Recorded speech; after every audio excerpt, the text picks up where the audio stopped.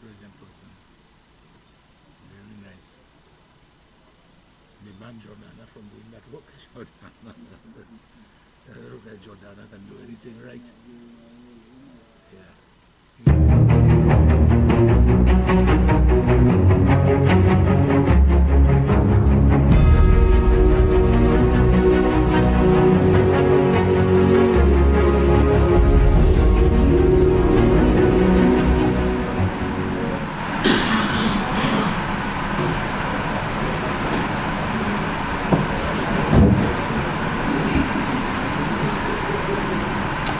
Very good morning to you.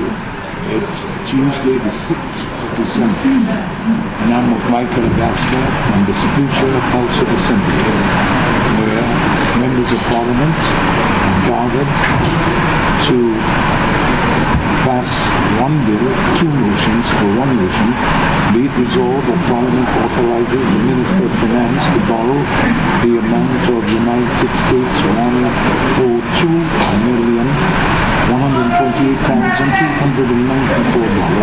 from the Export-Import Bank of the Republic of China to provide budgetary support for the financial year 2022-2023. The loan is repayable in 20 years commencing on the date of first disbursement of the loan, inclusive of a grace period of 5 years. Almighty God, by whom alone Kings reign and princes decree justice, and from whom alone cometh all counsel, wisdom and understanding. We, thine unworthy servants, here gathered together in thy name, do mostly humbly beseech thee to send down thy heavenly wisdom from above, to direct and guide us in all our consultations. And grant that we have in thy fear always before our eyes, and laying aside all private interests, prejudices, and partial affections, the result of all our counsels may be to the glory of thy blessed name, the maintenance of true religion and justice, the safety, honor, and happiness of the King, the public will, peace and tranquility of St. Lucia, and the uniting and knitting together of the hearts of all persons and estates within the same, in true Christian love and charity, one towards another, through Jesus Christ our Lord. Amen. The grace of our Lord Jesus Christ, and the love of God, and the fellowship of the Holy Ghost be with us all evermore. Amen.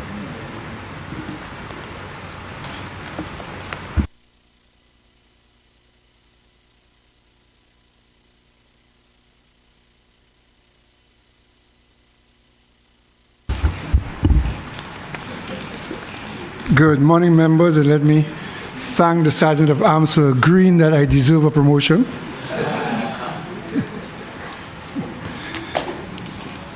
I have received correspondence from the Honourable Member from Labrie and the Honourable Member for Dennery North, who will not be attending today's sitting as they are away on official business, as well as the Honourable Member from Micoud South, who is out of state.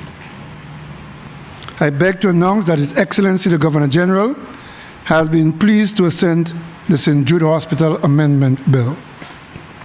I beg to also report that Mrs. Esmeline Cox Jean-Louis, Acting Clerk, and Ms. Nita Louis, Acting Administrative Secretary, are attending a Public Accounts Committee workshop for clerks and officials hosted by the Commonwealth Parliamentary Association UK branch. We wish them well in their deliberations. I would like to congratulate the newly appointed CARICOM Youth Ambassadors, Melanie Lubin, Female Ambassador from Micoud North, Joel Jean-Charles, Male Ambassador from Ancillary Canaries, Shelley Daisy, Deputy Female Ambassador from Dennery South, and Mr. Alan Plant, Deputy Male Ambassador from Castries South. The Commonwealth Parliamentary Association organized the 11th Commonwealth Youth Parliament hosted by the Parliament of Trinidad and Tobago. This event took place between 20th and 24th of November 2022 in Port-of-Spain, Trinidad. At the event, Commonwealth youth parliamentarians debated on topical issues facing the Commonwealth, while showing how the next generation might approach parliamentary politics. Two St. Lucian youths, Mr. Alan Splant and Ms. Christy Rennie, represented St. Lucia's Parliament, and the member for Miku North and Deputy Speaker of the House accompanied them and served as their mentor. The leader of government business in the Senate attended a fully funded World Trade Organization and Interparliamentary Union IPU workshop for Latin America and the Caribbean parliamentarians held at the National Congress of Argentina on behalf of the St. Lucia Parliament.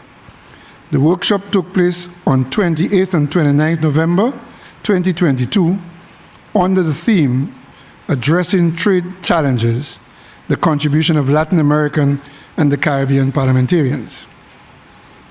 Senator Lisa Jawaye attended the 19th Parliamericas Plenary Assembly and the 14th gathering of the Parliamentary Network for Gender Equality, which took place in Bogota, Colombia, from November 30th to December 2nd, 2022. This year, the Plenary Assembly was dedicated to exploring the importance of parliamentary engagement in the inter-American system and the need for parliamentary insights on the issues of hemispheric importance discussed in these spaces. In turn, the 14th gathering of the Parliamentary Network for Gender Equality, entitled Legislative Perspectives for Inclusive Economic Growth, Investing in the Care Economy, provided a space for parliamentary delegates and subject matter experts to exchange reflections and good practices on legislative initiatives related to care work and the economy. I am pleased to advise that both senators represented St. Lucia with distinction. International Day of Persons with Disabilities 2022 was observed on December 3rd, 2022. We have shared with you messages from the chairperson of the Commonwealth Parliamentarians with Disability Network, the Honorable Laura Kanushu, MP, in recognition of this day. Yesterday, the staff of the Parliament decked out in the orange to support the 16 days of activism against gender-based violence. The annual international campaign began on 25th November, which is known as the International Day for the Elimination of Violence Against Women, and culminates on December 10th, which is observed as Human Rights Day. Members, also please see on your desk copies of the address by the Chambers of the Federal Assembly of the Russian Federation to parliaments of countries of the world on the necessity to strengthen the Convention on the Prohibition of the Development, Production, and Stockpiling of Bacteriological and Toxin Weapons and on the destruction. And members are invited to donate non-perishable items and or monetary contributions as part of the Parliament's efforts at assisting the less fortunate. The boxes are available downstairs in the lounge. Statements from ministers. Minister for Youth and Sports.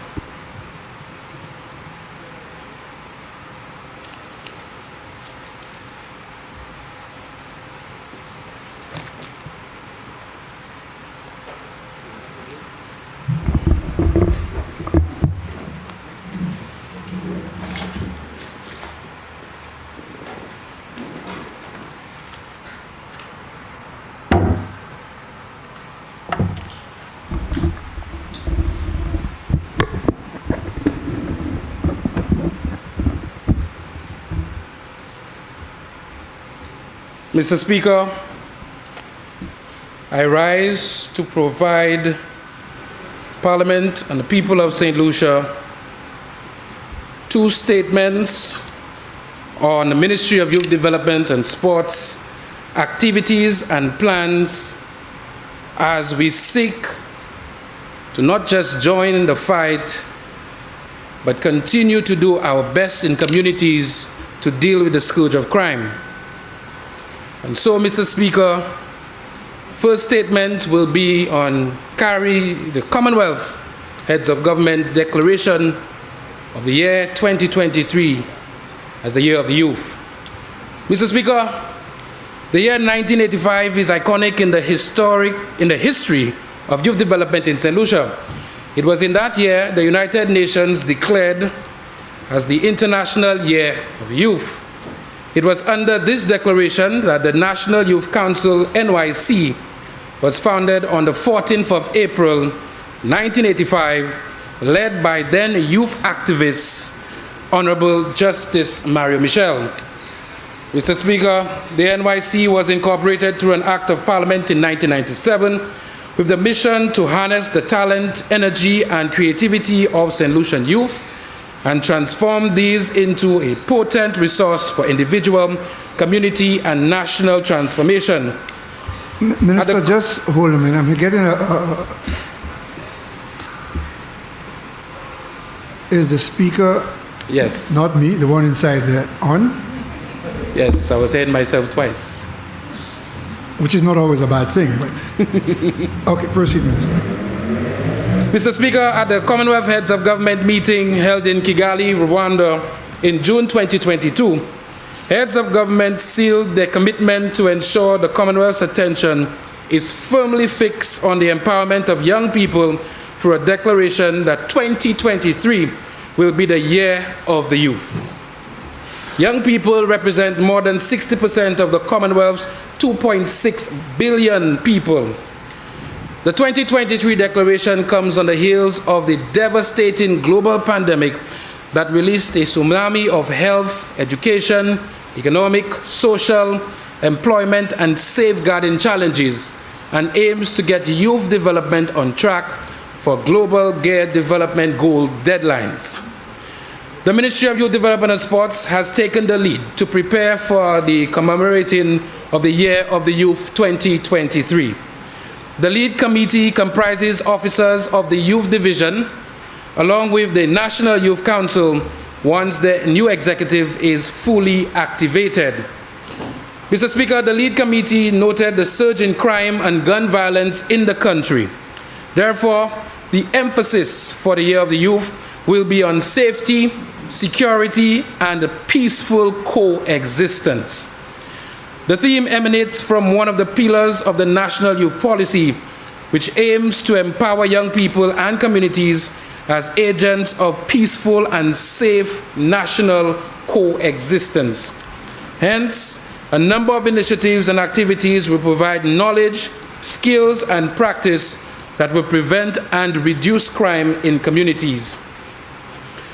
While the Ministry of Youth Development and Sports forms the core committee, we are formulating local organizing committees, LOCs, for each constituency with inclusion of the youth worker, the District Youth and Sports Council, the Students' Council, the Social Transformation Officer, and a representative from the police.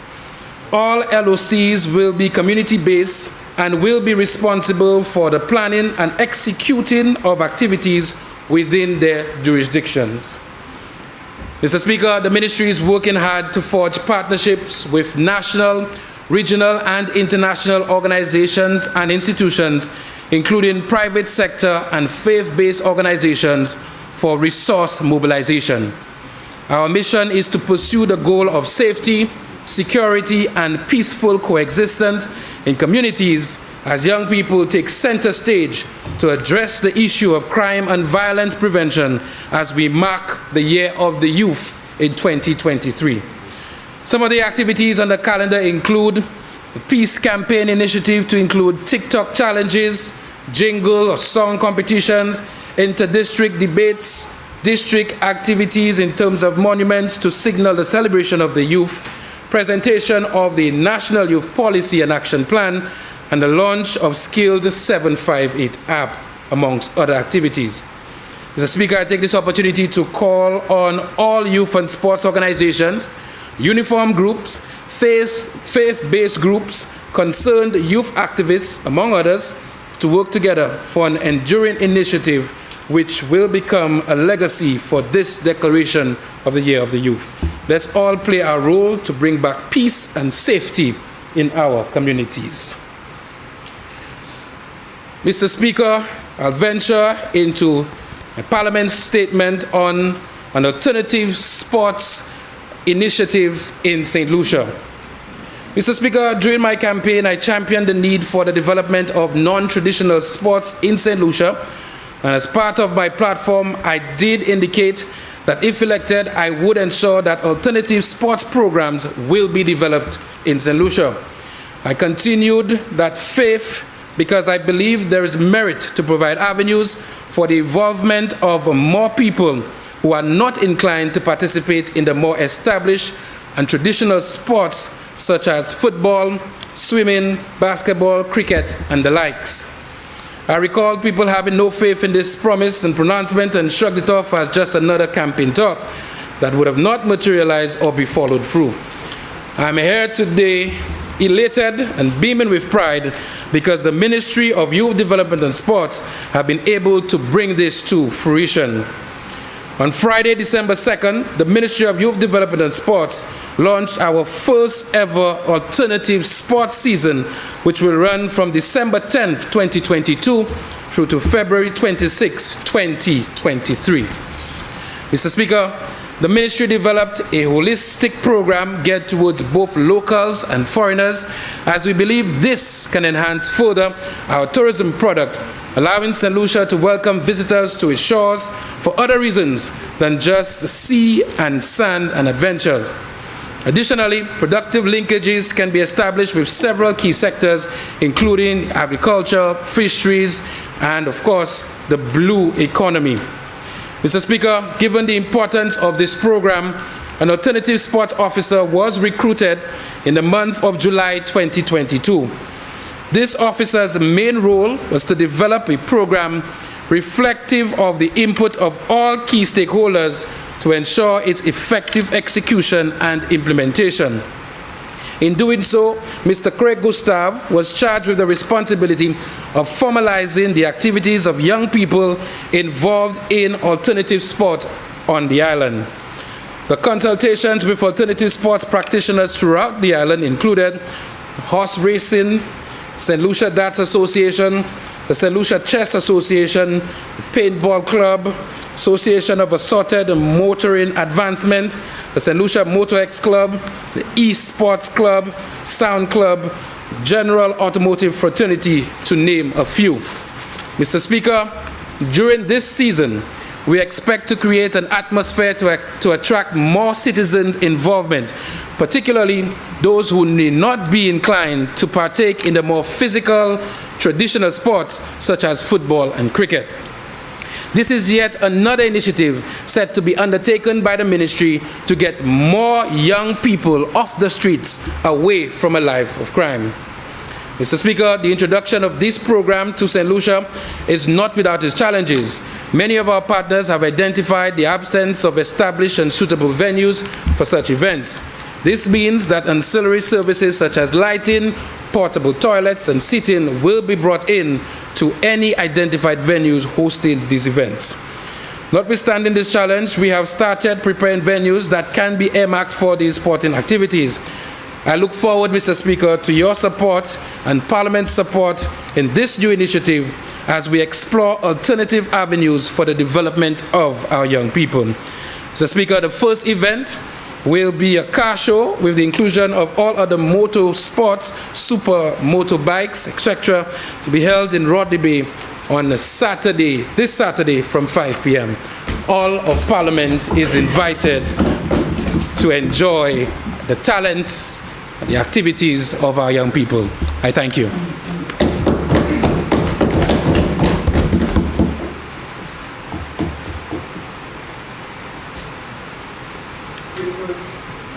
Papers to be laid, Prime Minister and Minister for Finance, Economic Development and the Youth Economy, and Justice and National Security.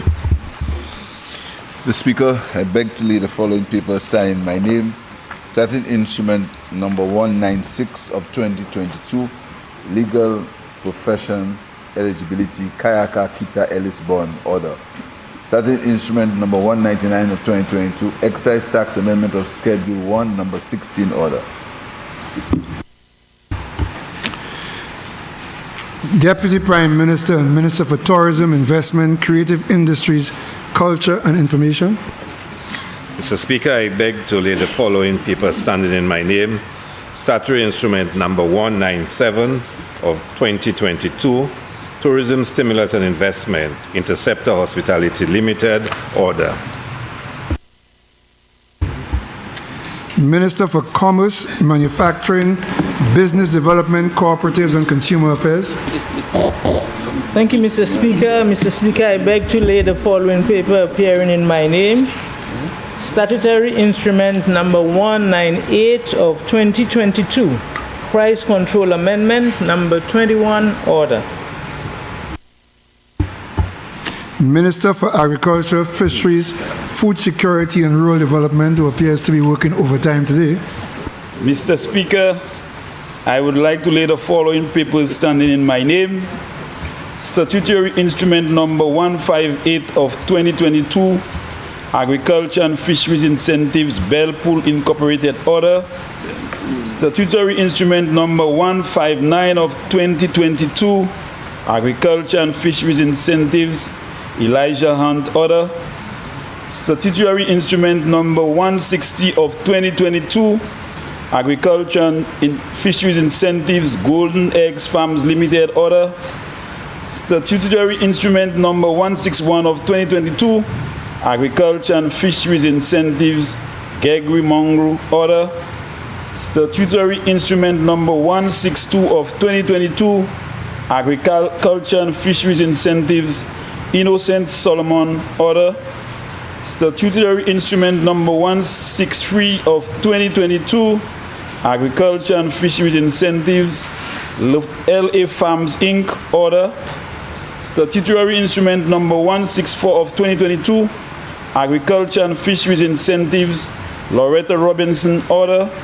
Statutory Instrument Number 165 of 2022, Agriculture and Fisheries Incentives Mickey K. Prescott Order. Statutory Instrument Number 166 of 2022, Agriculture and Fisheries Incentives Peterson Louisi Order. Statutory Instrument Number 167 of 2022, Agriculture and Fisheries Incentives Richard Lafay Order. Statutory Instrument Number 168 of 2022, Agriculture and Fisheries Incentives Black Bay Farmers and Consumer Cooperative Society Limited Order. Statutory Instrument Number 169 of 2022, Agriculture and Fisheries Incentives Claudia Matelli Janki Order. Statutory Instrument Number 170 of 2022, Agriculture and Fisheries Incentives Darius Pierre Order. Statutory Instrument Number 171 of 2022, Agriculture and Fisheries Incentives Dorcas Tyrese Order. Statutory Instrument Number 1772 of 2022, Agriculture and Fisheries Incentives Edison St. Rose and Rupert Favre Order. Statutory Instrument Number 173 of 2022, Agriculture and Fisheries Incentives Emil W. Sagusing Order. Statutory Instrument Number 174 of 2022, Agriculture and Fisheries Incentives Kensley B. Samuel Order. Statutory Instrument Number 175 of 2022, Agriculture and Fisheries Incentives Ronald K. John Order.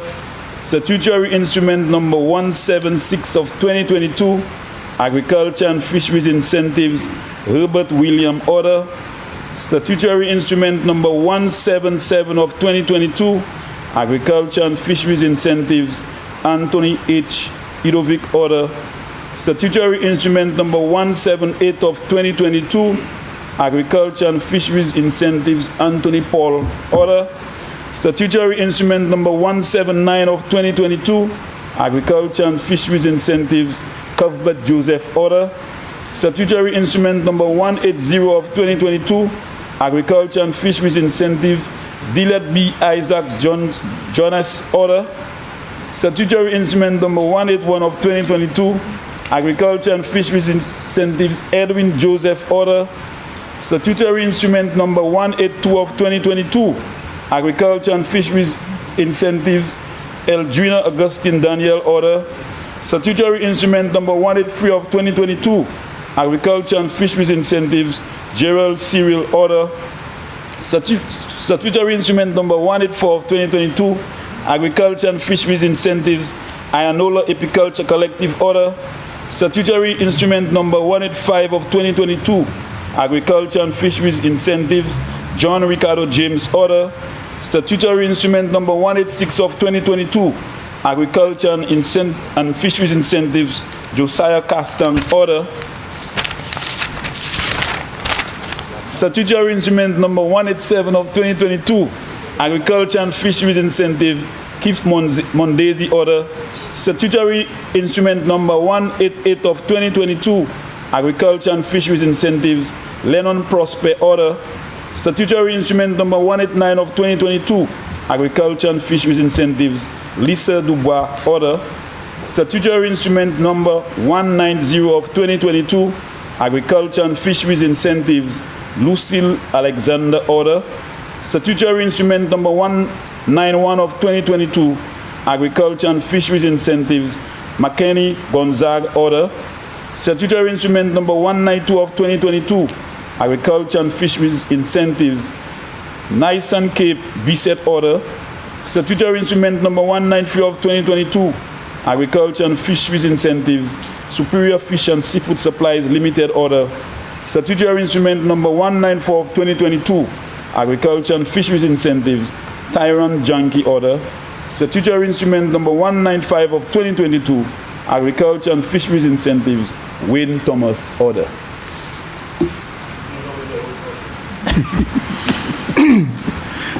Motions, Prime Minister.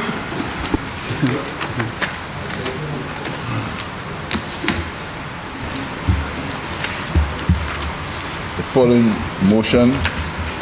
Whereas it is provided by Section 63(1)A of the Public Finance Management Act, number 14 of 2020, the Act, that the Minister of Finance may, by affirmative resolution of Parliament, borrow from a bank or other financial institution for the capital or recurrent expenditure of government, and whereas it is further provided by Section 64 of the Act that money borrowed by the government must be paid into and form part of the consolidated fund, and whereas the Minister of Finance considers it necessary to borrow an amount of US dollars 102,128,294 from the Export-Import Bank of the Republic of China to provide budgetary support for the fiscal year 2022-2023, and whereas the loan is repayable in 20 years commencing from the date of first disbursement of the loan, inclusive of a grace period of 5 years, and whereas the loan is repayable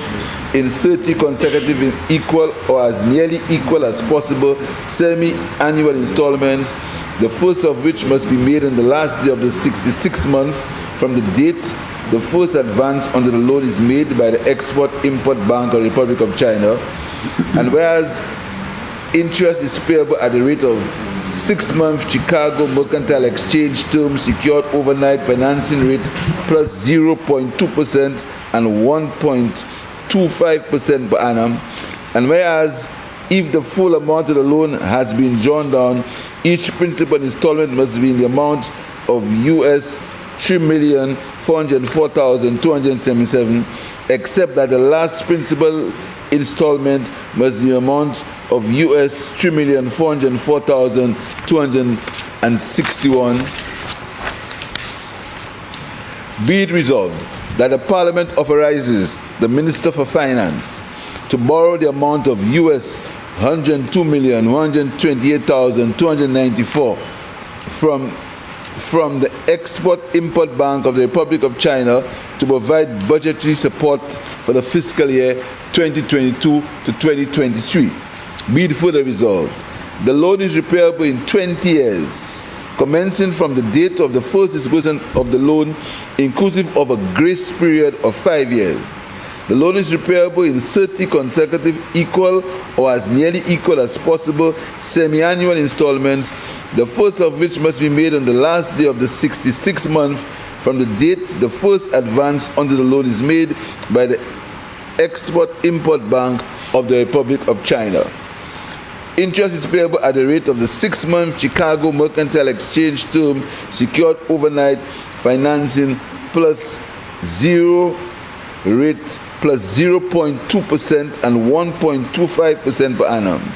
If the full amount of the loan has been drawn down, each principal installment must be made in the amount of US dollars 3,404,277, except that the last principal installment must be in the amount of US dollars 3,404,261 dollars. Mr. Speaker, the resolution as read before Parliament is to seek the approval of the government to borrow US dollars 102.1 million or EC 277.4 million from the Export-Import Bank of the Republic of China for budgetary support for the fiscal year 2022-2023. Mr. Speaker, in my inaugural budget address on March 29, I proposed and Parliament approved expenditure in the amount of 1.842 billion for the fiscal year 2022 to 2023. To finance that expenditure, I indicated that revenue and grants in the amount of 1.327 billion will be used, and after taking consideration refunds, the government will have to borrow 505.12 million.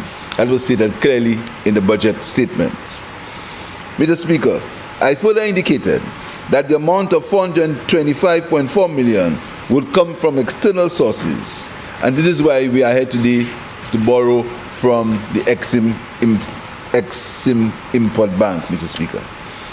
Mr. Speaker, the overall objective is as follows: to provide budgetary support to the government for its national budget for the fiscal year 2022-2023, to meet government's ongoing recurrent obligations and capital expenditures, to settle long-standing cash flow-related issues which have hindered progress towards fiscal sustainability and complete recovery.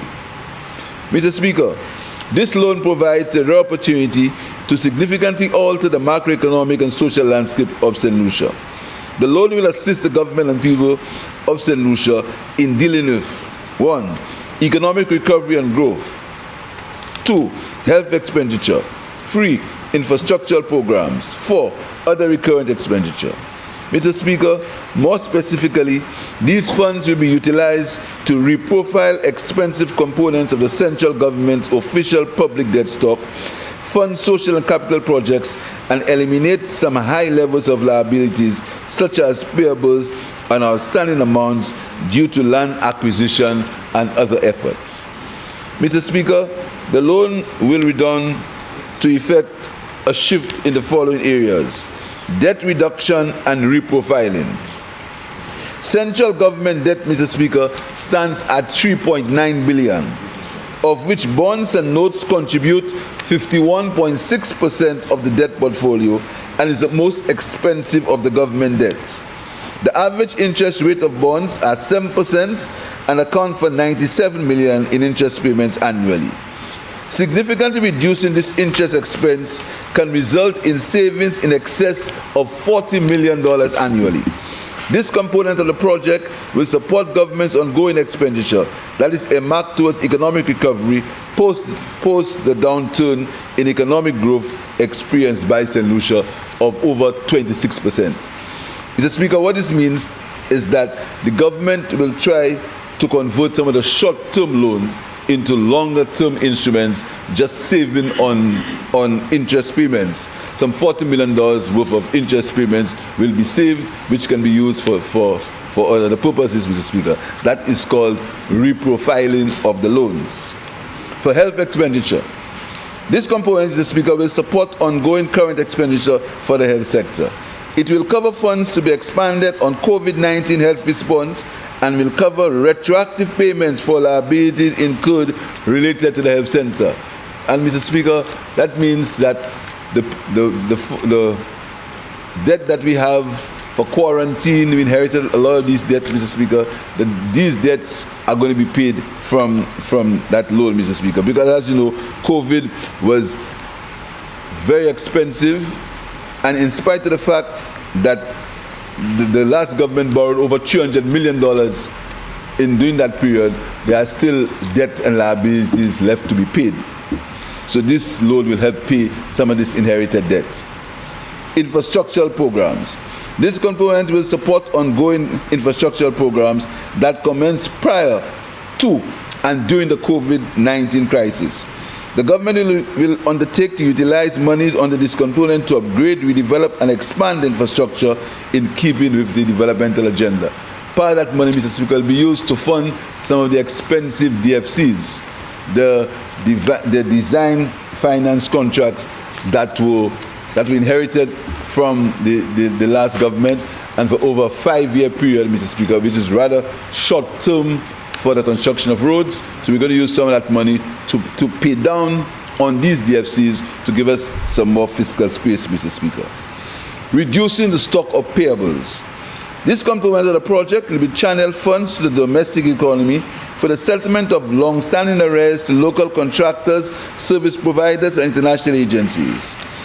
Mr. Speaker, at the end of November 2022, the stock of payables was $132 million.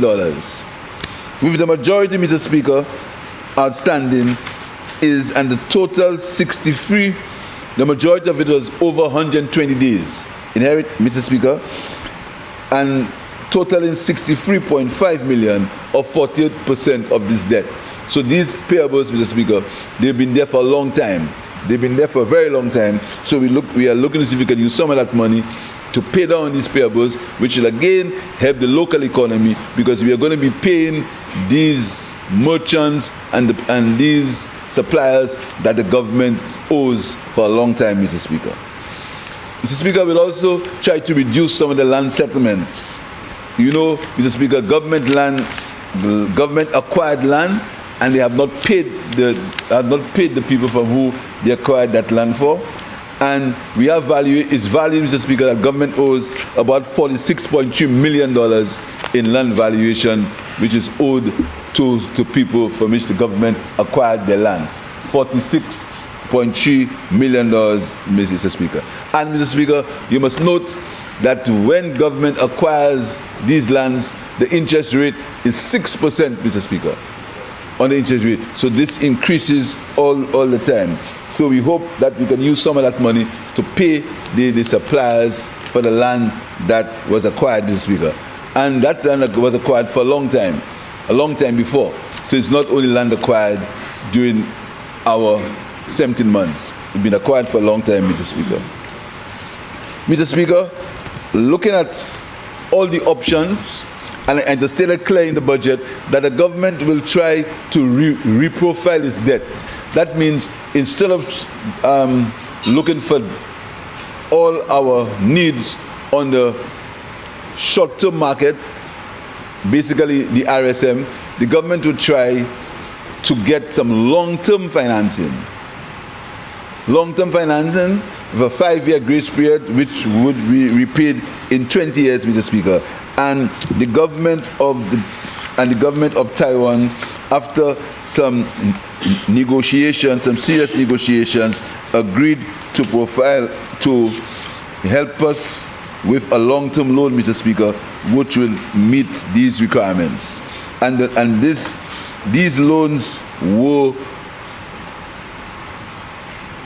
loans, Mr. Speaker, they were confirmed in an agreement between the government of St. Lucia and the government of Taiwan. These loans were confirmed for a period, and they are in the agreement which is made between the government of Taiwan and the people of St. Lucia. So that money is definite money that we will get, all things being equal. Mr. Speaker, we've decided to allocate this loan, the $102 million in the following manner. $146.8 million to be allocated towards budgetary supports in the fiscal year 2022-2023, of which $92.9 million will be allocated for recurrent expenditure, while the sum of $53.8 million will be allocated for capital expenditure. The sum of $42.6 million to economic recovery and growth, which will include reduction in long-outstanding high-priority payables. The sum of $69.3 million for infrastructural programs, which includes settling long-standing high-priority land acquisition liabilities. The sum of $2.1 million for health response, and the sum of $105.9 million for recurrent expenditure to include payments to ensure the contribution of government operations in the provision of goods and services to the general public. Mr. Speaker, the terms and conditions of the loan are similar to other loans negotiated at the Exim Bank and is considered concessionary financing of the long-term type, Mr. Speaker. Mr. Speaker, the repayments begin 5 years, after 5 years, and they will be basically $3.4 million and in equal semi-annual installments of $3.404 million, and they will begin 5 years after the loan has been fully disbursed, Mr. Speaker. Mr. Speaker, before I take my seat and invite honorable members to support this resolution, Mr. Speaker, I just want to clarify a few things on the government's debt profile. Mr. Speaker, in Parliament, and again, if you look at page 63 in my budget address, you will see it's clearly outlined, Mr. Speaker. Mr. Speaker, since we've been in government for the last 17 months, we've borrowed 7 times. We've come to Parliament 7 times to borrow.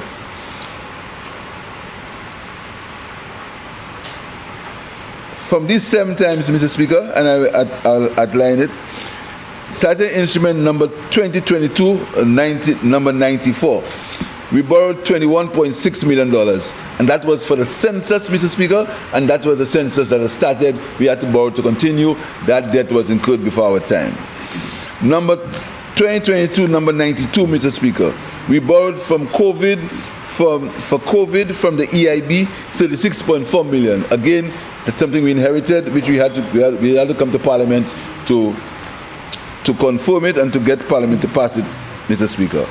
And $27 million from the Export-Import Bank, again, debt that we inherited. We had to come to Parliament for that resolution, Mr. Speaker.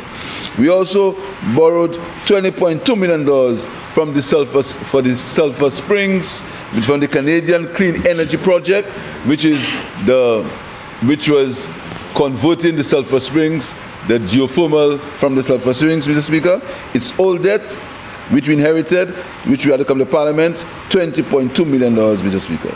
So for our 17 months in government, the only new debt that we've come to Parliament to borrow for is $27 million for the small and medium-sized enterprises SME loan from the Caribbean Development Bank, Mr. Speaker.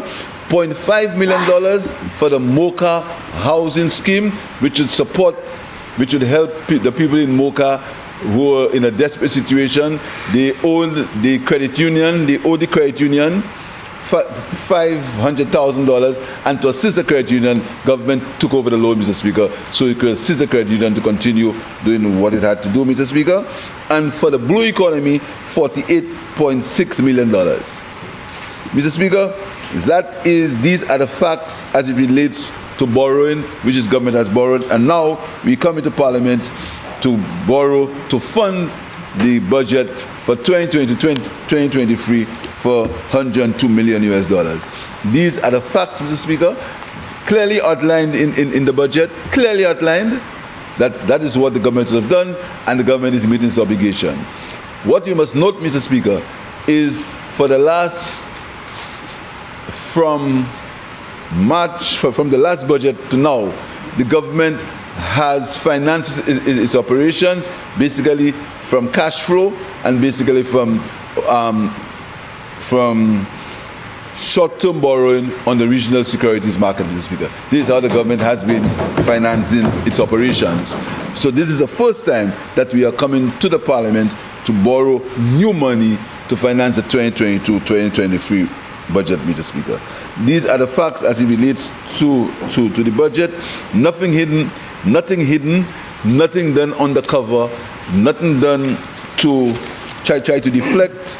Clearly stated in the budget that we have to fund the budget by these means, and I've outlined how we borrowed it and what we borrowed before, Mr. Speaker. What we came to Parliament before, apart from the free loans that I've mentioned, was to meet obligations that the last government took, and we came to Parliament to formalize it for a resolution.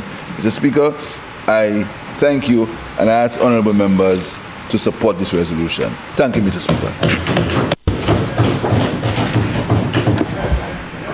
Honourable members, the question is that Parliament authorizes the Minister for Finance to borrow the amount of US $102,128,294 from the Export-Import Bank of the Republic of China to provide budgetary support for the fiscal year 2022-2023.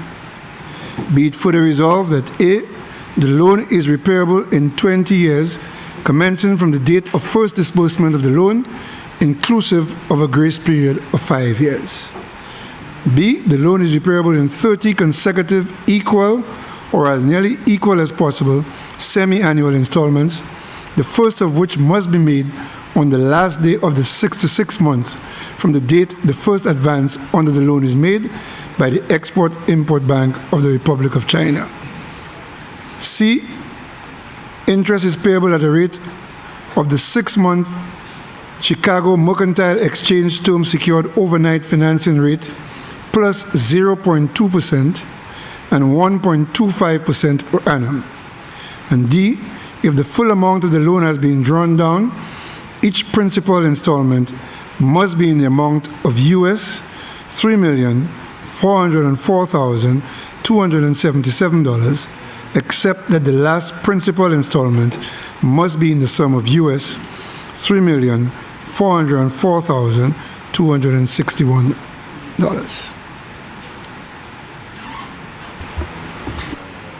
The member for Suzel Saltibus. Thank you, Mr. Speaker. Mr. Speaker,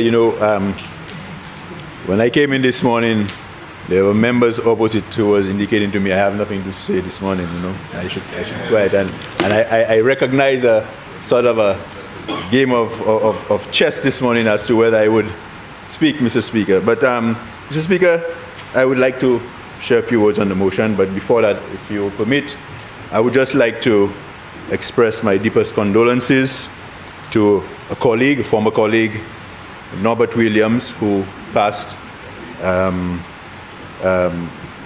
night before, Mr. Speaker, and I wish to express condolences to his family and his loved ones, Mr. Speaker. He was the attaché to the former Prime Minister.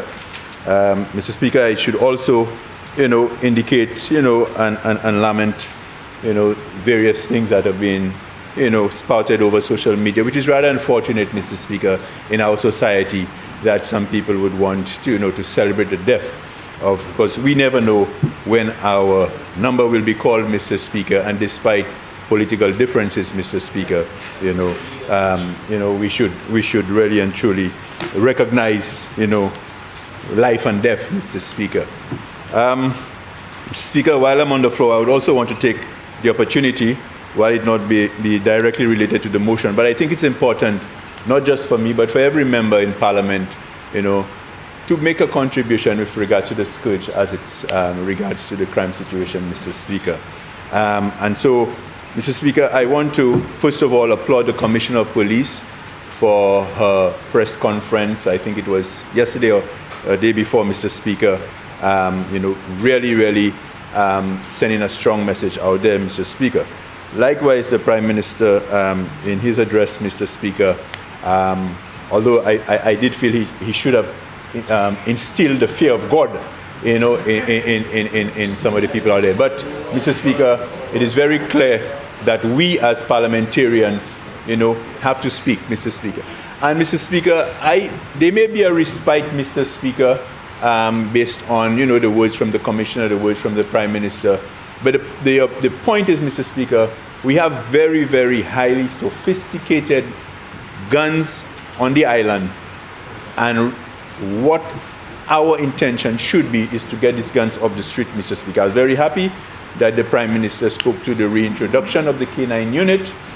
slightly disappointed, Mr. Prime Minister, that you wanted to juxtapose the reason for introducing the K9 was because of the scanners. I don't think that was necessary to indicate, but I commend that, Mr. Speaker. It's very important, that we try to take these guns off the street, Mr. Speaker, because when I see some of what is being, shown on social media, it is very scary. The point is, Mr. Speaker, how are the guns coming in? Are there people facilitating the importation of these guns through our various borders, Mr. Speaker? But at the end of the day, we must all be speaking with one voice as it relates to getting rid of this scourge, Mr. Speaker, because we never know when it will be on our doorstep, Mr. Speaker. So I thought it was necessary, Mr. Speaker, to speak to the whole issue of crime, and as a parliament, we must speak with one voice in terms of ensuring that, we cut the head, we cut the tail, we cut the body, Mr. Speaker. Mr. Speaker, I'm on record consistently in this parliament to indicate that a government must borrow. I'm on record. It is necessary, it is a necessary evil, if you could use that expression, for governments to borrow. I'm also on record, Mr. Speaker, for wanting this government to do well, Mr. Speaker.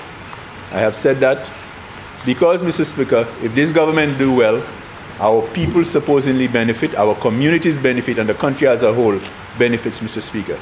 And so, it is very important when we in opposition, Mr. Speaker, we mind our words, because sometimes these words could come back to haunt us when we're in office, Mr. Speaker. There's a saying, heavy is the head that wears the crown, Mr. Speaker. And each one of us here have a crown that we're wearing, a heavy crown. In fact, the Prime Minister has the heaviest crown. In fact, only this morning I heard a member for Central Castries speaking to a colleague across the room as to the toll being in government takes on him as a parliamentarian. And Mr. Speaker, Mr. Speaker, and he's not 100% this morning, Mr. Speaker. But it's a fact, Mr. Speaker. When you are a parliamentarian, when you're a government minister, there's a significant pressure on you, Mr. Speaker. And you have, Mr. Speaker, because all of us, I believe maybe 99% of us who come into politics, come for the benefit of our community and our people. Some may come in with ulterior motives, and some along the way, Mr. Speaker, may get caught up in, being dragged in the wrong direction, Mr. Speaker. But I believe everybody who comes into politics come for the benefit of the people.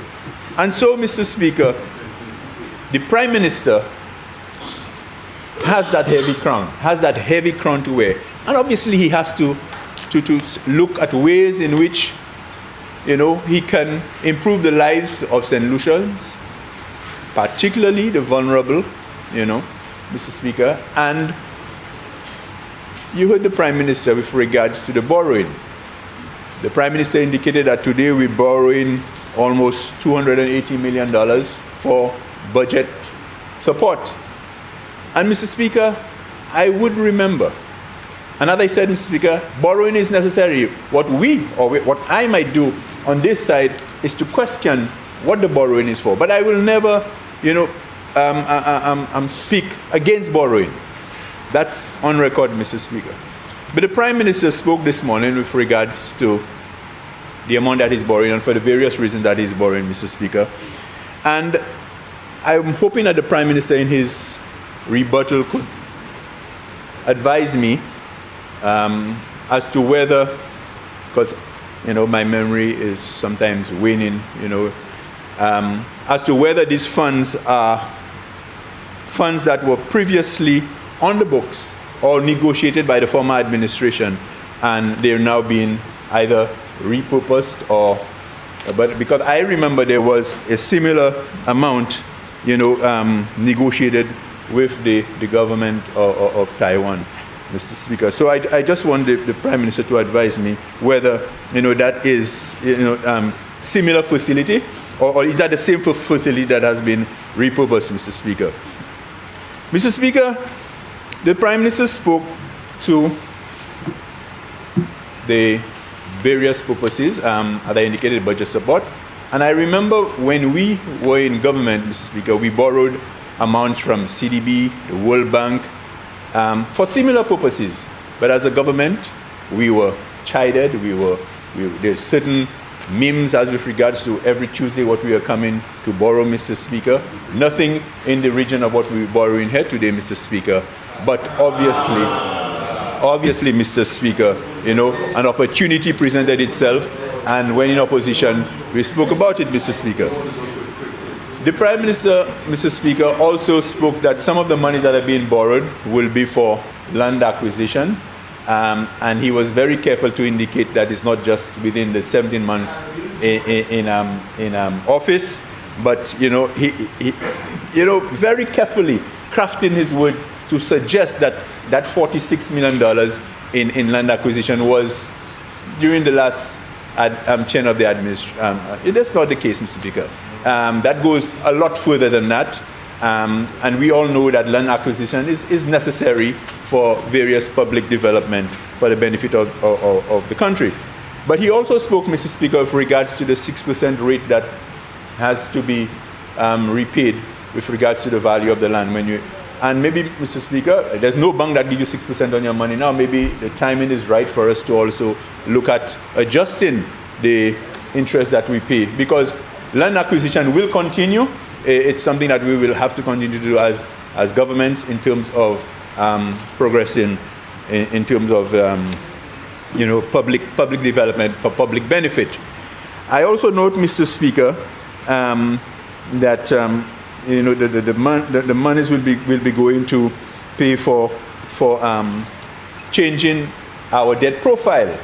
And Mr. Speaker, that's nothing different to what we were doing when we were doing in government. We recognize that we have some expensive debts on our books, and we're going ahead to changing them to longer term debts to ensure that the country is not burdened with some. So there's nothing different in what is being done here today, Mr. Speaker. The difference is, I on this side will not chide the government for the borrowing, Mr. Speaker. But Mr. Speaker, I want to take the opportunity, because in all of that borrowing, there's monies that have been allocated to various constituencies for various reasons, Mr. Speaker.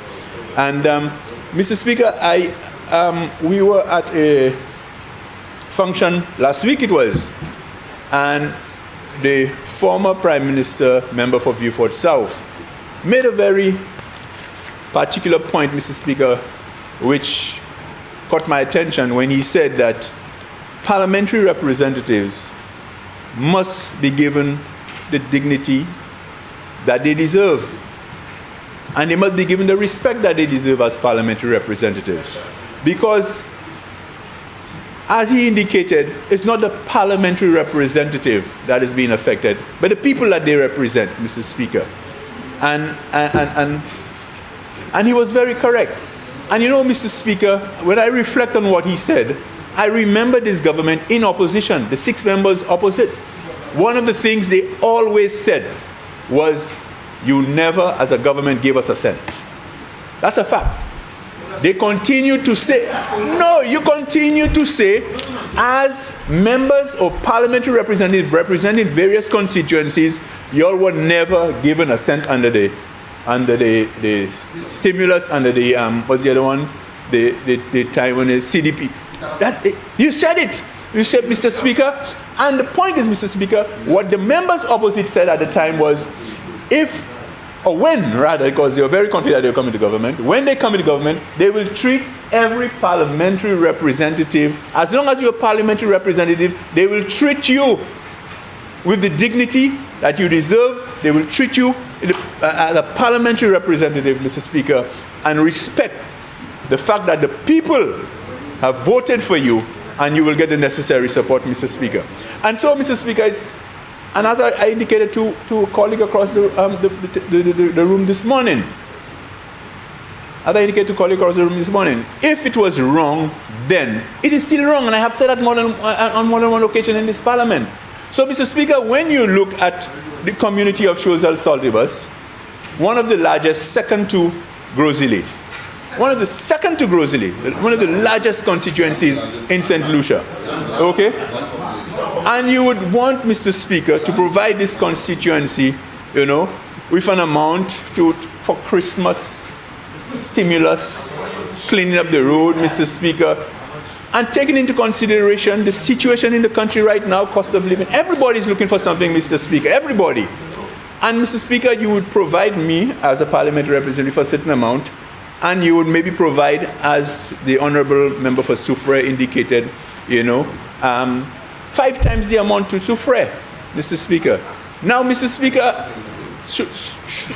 you cannot compare Choiseul and Soufrière as relates to the size, the number of, people who are affected, Mr. Speaker. But that's the point. I'm a member from Beaufort North. The point is, yes, I got. But the point is, you said you would treat differently. And, Mr. Speaker, when you want to provide funds to my opponent, to an individual who I soundly defeated in the last election, Mr. Speaker, to try to humiliate me, to try to embarrass me, Mr. Speaker, to create political points, that will not work, Mr. Speaker. That will not work. But at the end of the day, what is happening, Mr. Speaker, and I've told the Honourable Prime Minister that his role as a Prime Minister primarily should be to unite the people. Must be, Mr. Speaker. As the Prime Minister, that's his role. So what really should be happening? He should indicate, and I think he has lost quite a few opportunities in doing that. And there's one, when the time comes, I'll speak about it, Mr. Speaker.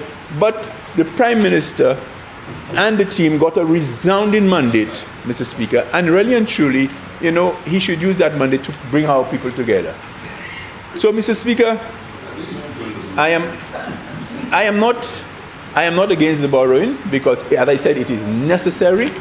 Budgetary support, 20 years, the terms and conditions were very favorable, Mr. Speaker. But at the end of the day, my principal point that I'd like to leave here today, Mr. Speaker, is that we need to be very careful what we preach to our people. We say one story when we're in opposition, and when we're in government is another story, Mr. Speaker.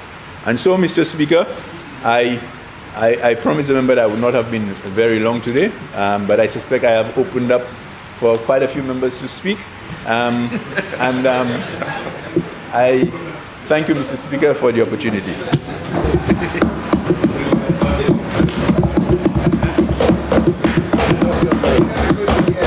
Turn off your mic. Honourable, can you turn off your light? The member for Castries Central. Thank you, Mr. Speaker. I promise I wouldn't be long myself, Mr. Speaker. I'm not feeling very well, as you can probably decipher from the sound of my voice. But, Mr. Speaker, when you listen to the member from Choiseul Saltibus, you would wonder whether he's a convert. You would wonder whether, as we say colloquially, he just come. Because I listened to him, Mr. Speaker, and some of the allegations he seemingly makes fall squarely in the laps of the former government, and more so his leader. Mr. Speaker, one of the things I want to make clear, this borrowing today is no new money. This borrowing today, that intention was manifested ever since we had the budget debate. L'argent nous qu'a prêté aujourd'hui à les Saint-Lucien. C'est pas l'argent Philippe J. Pierre just décidé il a aller acheter au côté.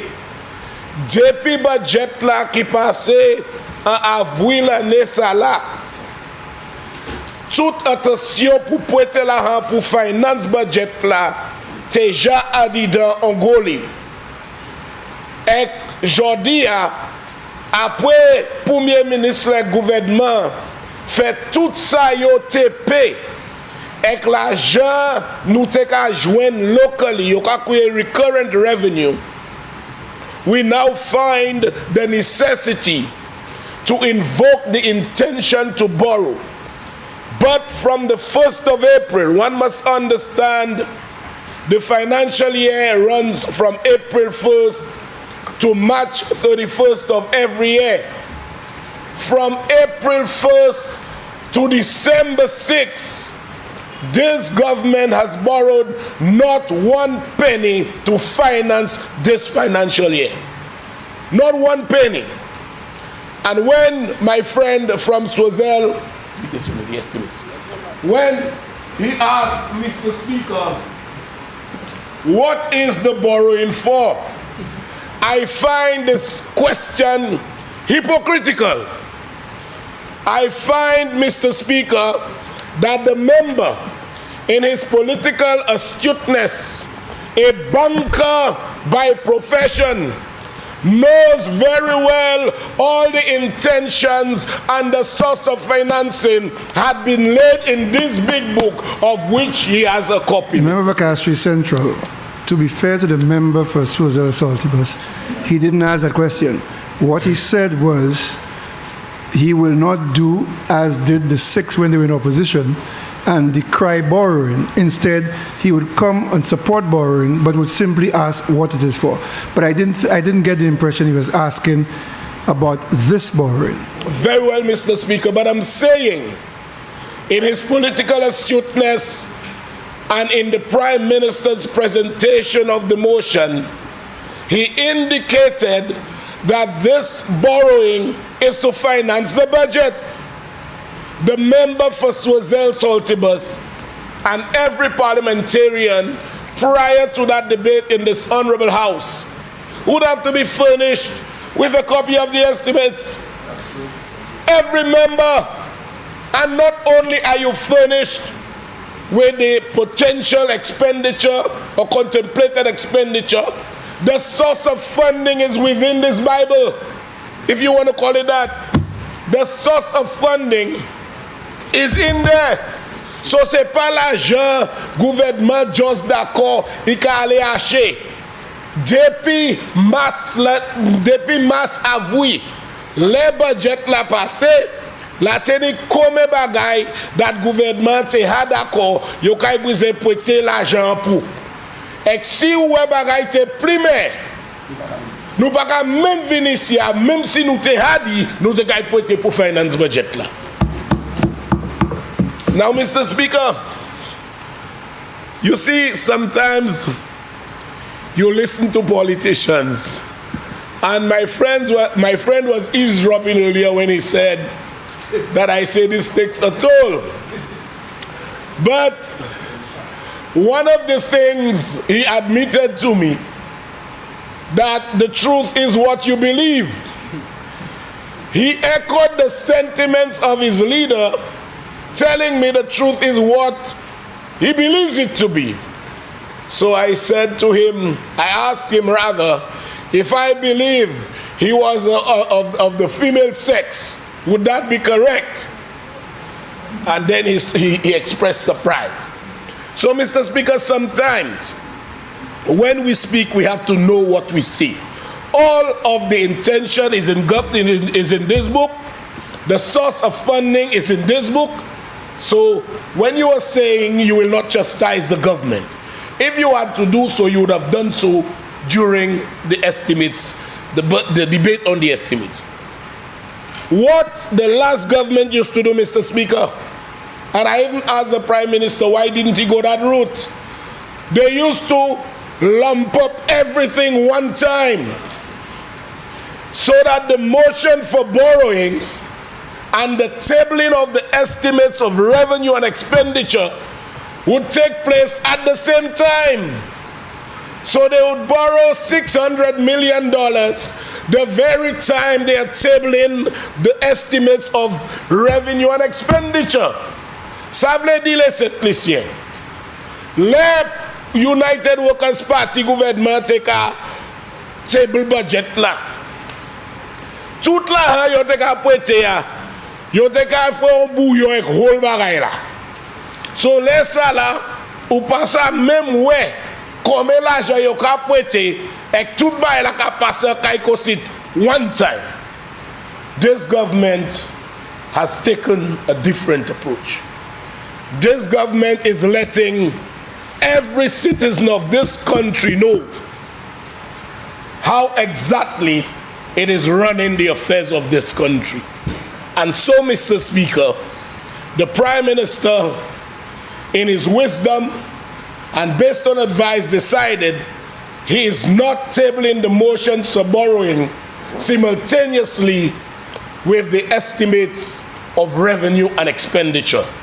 And hence we are here today to deal with a motion that is contained in all shapes and forms within the confines of the estimates that were tabled in this Honorable House earlier this year. Now, Mr. Speaker, I heard the member for Suzel Saltibus saying that the government ought to treat each parliamentarian with dignity. And I agree with that. But I wonder, Mr. Speaker, where was he when his leader as Prime Minister stood in this honorable chamber and told opposition members that you had lost the right to speak? Where was he when the leader, his leader, and Prime Minister told members opposite that they had lost their voices? Where was he when the leader, ex-Prime Minister, told a St. Lucian citizen that you don't like my party? Where was he when he referred to St. Lucians as barking dogs? Where were you when he referred to us as mendicants? I don't listen. I let the jackasses breathe. Where were you? Were you there? You were here. And today, he preaches dignity. I don't have a problem with that. Welcome to the converted club, because you seem to be a convert.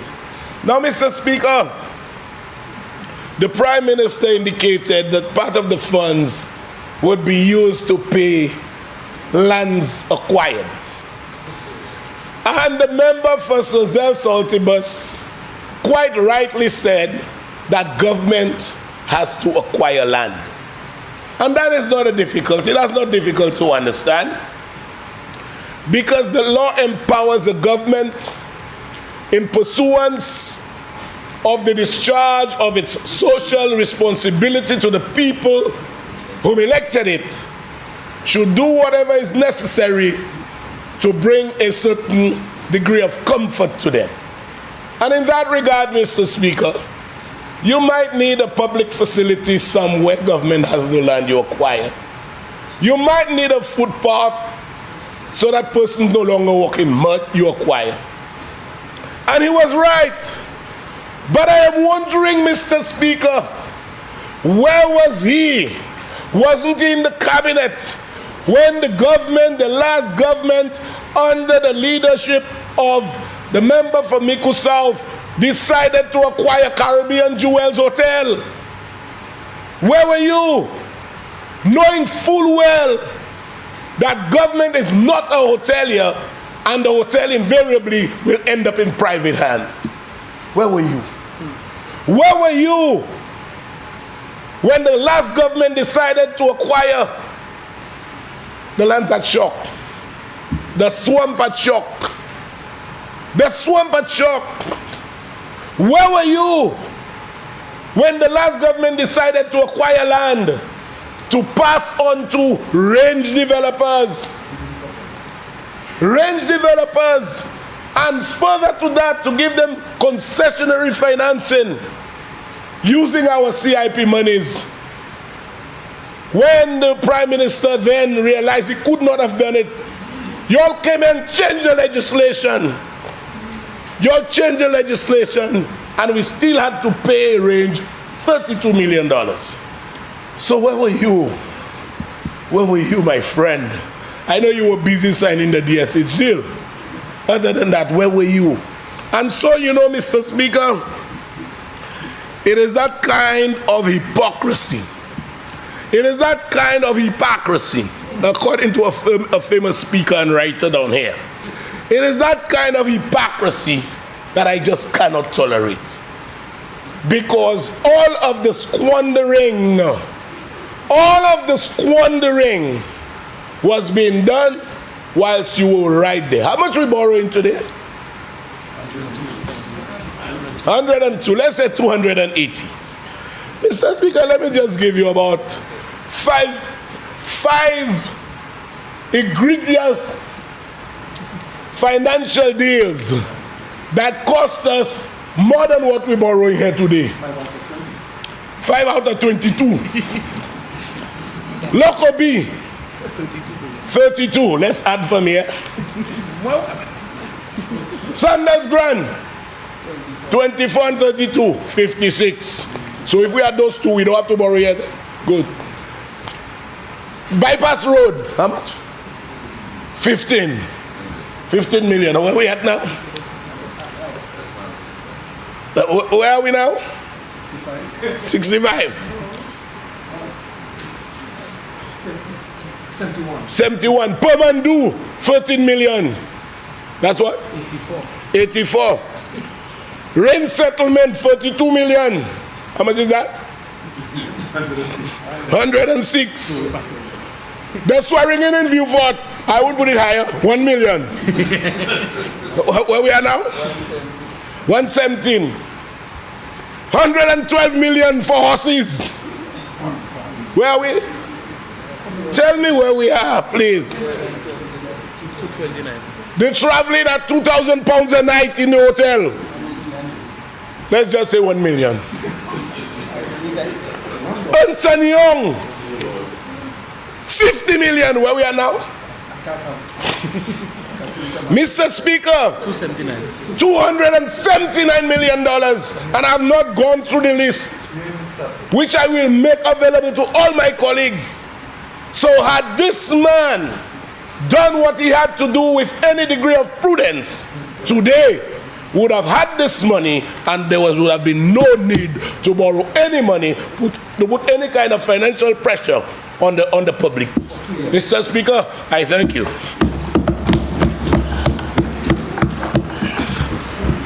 What do you mean? Yes, yeah. The member for Castries South East.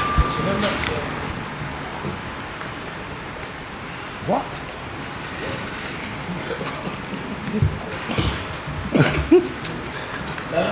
Thank you very much. Thank you very much, Mr. Speaker. In fact, I feel almost like at the end of this presentation to say there's nothing more to say.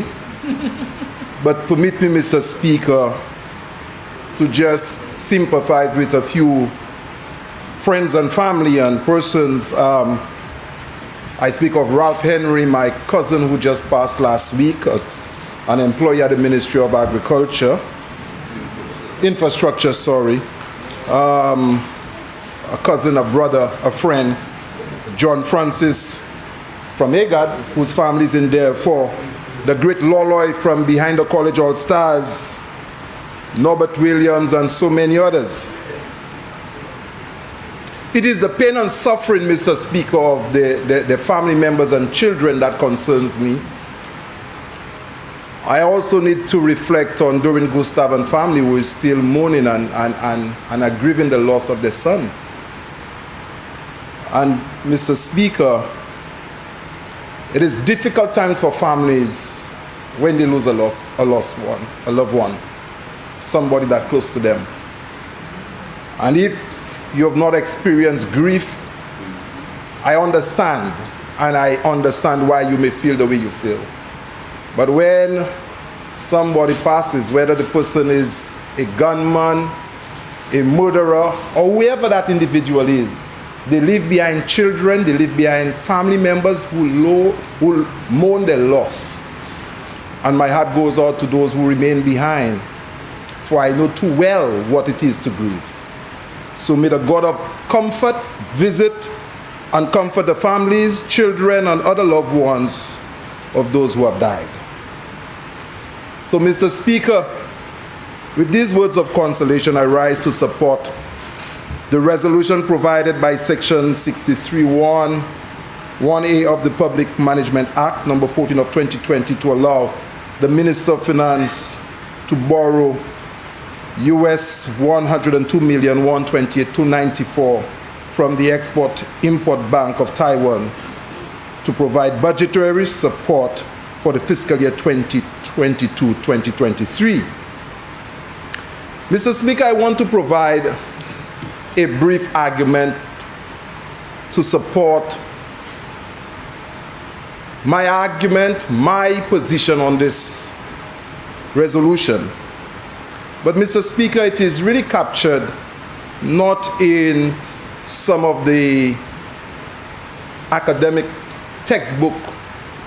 Of course, I've recognized the support from the IMF, from the Caribbean Development Bank, from the ECCB, and many multinational organizations who provide funds who have argued and support the trajectory and the policy of this government.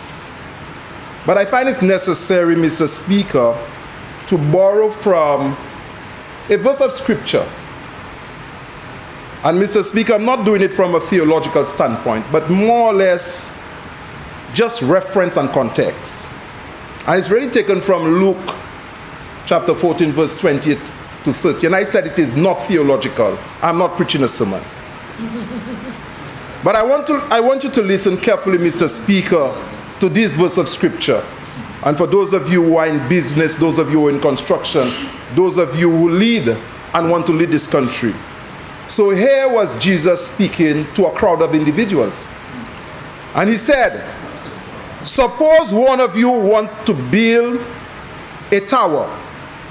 Wouldn't you first sit down and estimate the cost to see if you have enough money to complete it? For if you lay the foundation and you are not able to finish it, everyone sees it will ridicule you, saying, this person began to build and wasn't able to finish.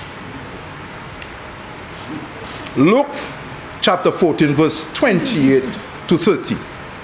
And I want to read it again, but I want to repeat some words for emphasis. Suppose one of you,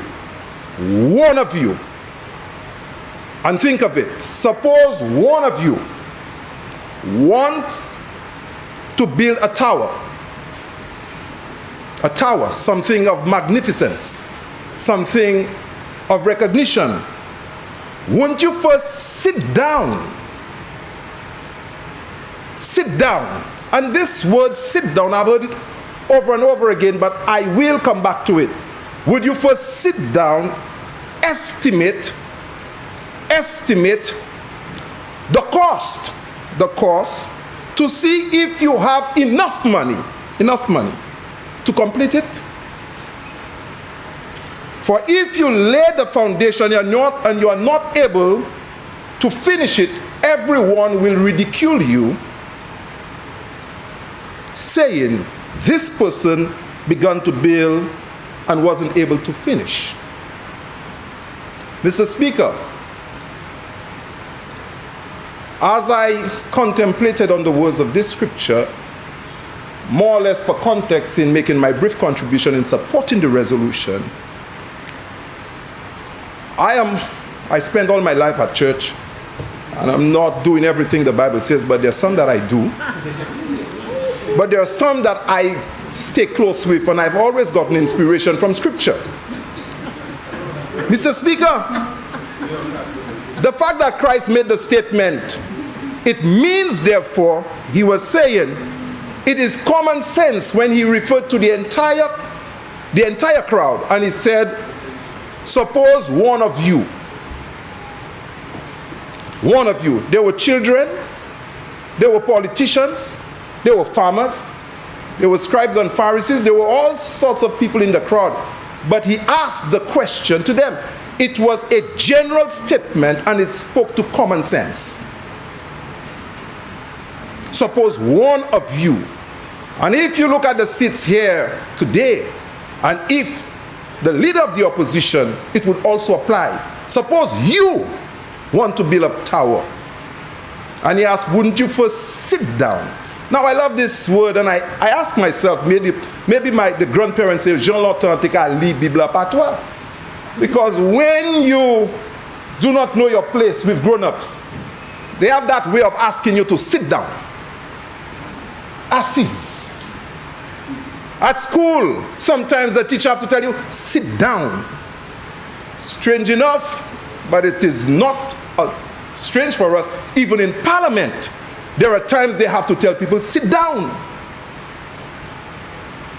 Sit down. But why is it important to sit down?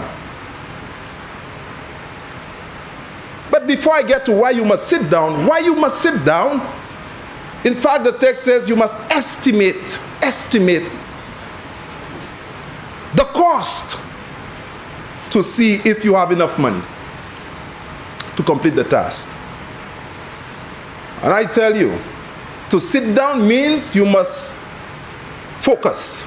To sit down means you must consult. To sit down means you must investigate. You must look closely.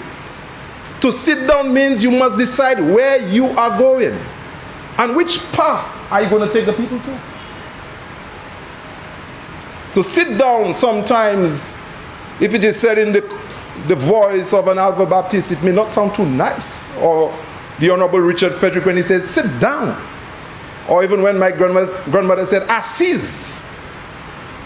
But the chastisement is important. They're saying to you, think again. So here was Jesus Christ. He said this very important word, to sit down. Estimate. And I love this. I said that, Christ must have been a quantity surveyor. If not, he understood his father was a carpenter. So he knew what it is to build. Estimate. Find out how much is needed. How much time. But when you cost, you must also take into consideration the consequences of your action.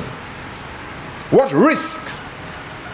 To sit down, to estimate and cost before you build. It is to assess a number of factors that could influence what you do.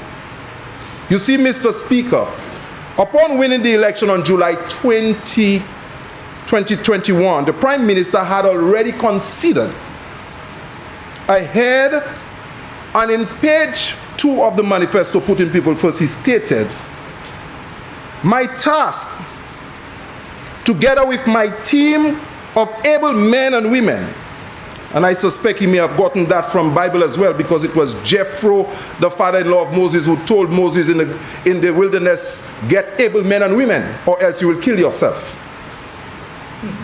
My team of able men and women to restore St. Lucia to a level of financial stability, to create an enabling environment for wealth creation and employment, particularly among the youth. This was said in the manifesto because the Prime Minister anticipated the task ahead. The Prime Minister embarked on a mission of macroeconomic stability. He halted this sort of borrowing as if it were an uncontrolled bowel that have you rushing back and forth to a parliament as if the parliament was a toilet. I mean, this is what it seemed like in the previous administration. Borrowing as if it were a diarrhea, lagigit, you're rushing, always coming back. The Prime Minister didn't embark because he sat down, and he contemplated, and we are here today to determine the path of economic stability, growth, and prosperity. And much to the chagrin of persons who were expecting the immediate rollout of jobs, contracts, small, medium, and large, we began to investigate where we are and where the people want to go. So the St. Lucia rescue mission of our economy was on the way, and it was captured by the IMF because they came in here on September 7th of 2022, and the Executive Board of the IMF concluded in an Article 4 consultation. It reads, the Executive Directors noted that St. Lucia's tourism-dependent economy was severely hit by the pandemic, and while there was a significant rebound in tourism in 2021, the recovery remains incomplete as the surge in import prices and high inflation following the war in Ukraine weigh on economic growth. The directors noted the significant challenges ahead of the public balance sheet, and it remains under pressure with a sizable fiscal deficit, high rollover needs, and a sharp increase in public debt, as well as the looming threat of natural disasters. Against this backdrop, they emphasized the need to address fiscal and financial constraints to public and private investment to foster a sustainable, inclusive recovery. Directors concurred that in the near term, fiscal policy should focus on protecting the most vulnerable from food and fuel price increases.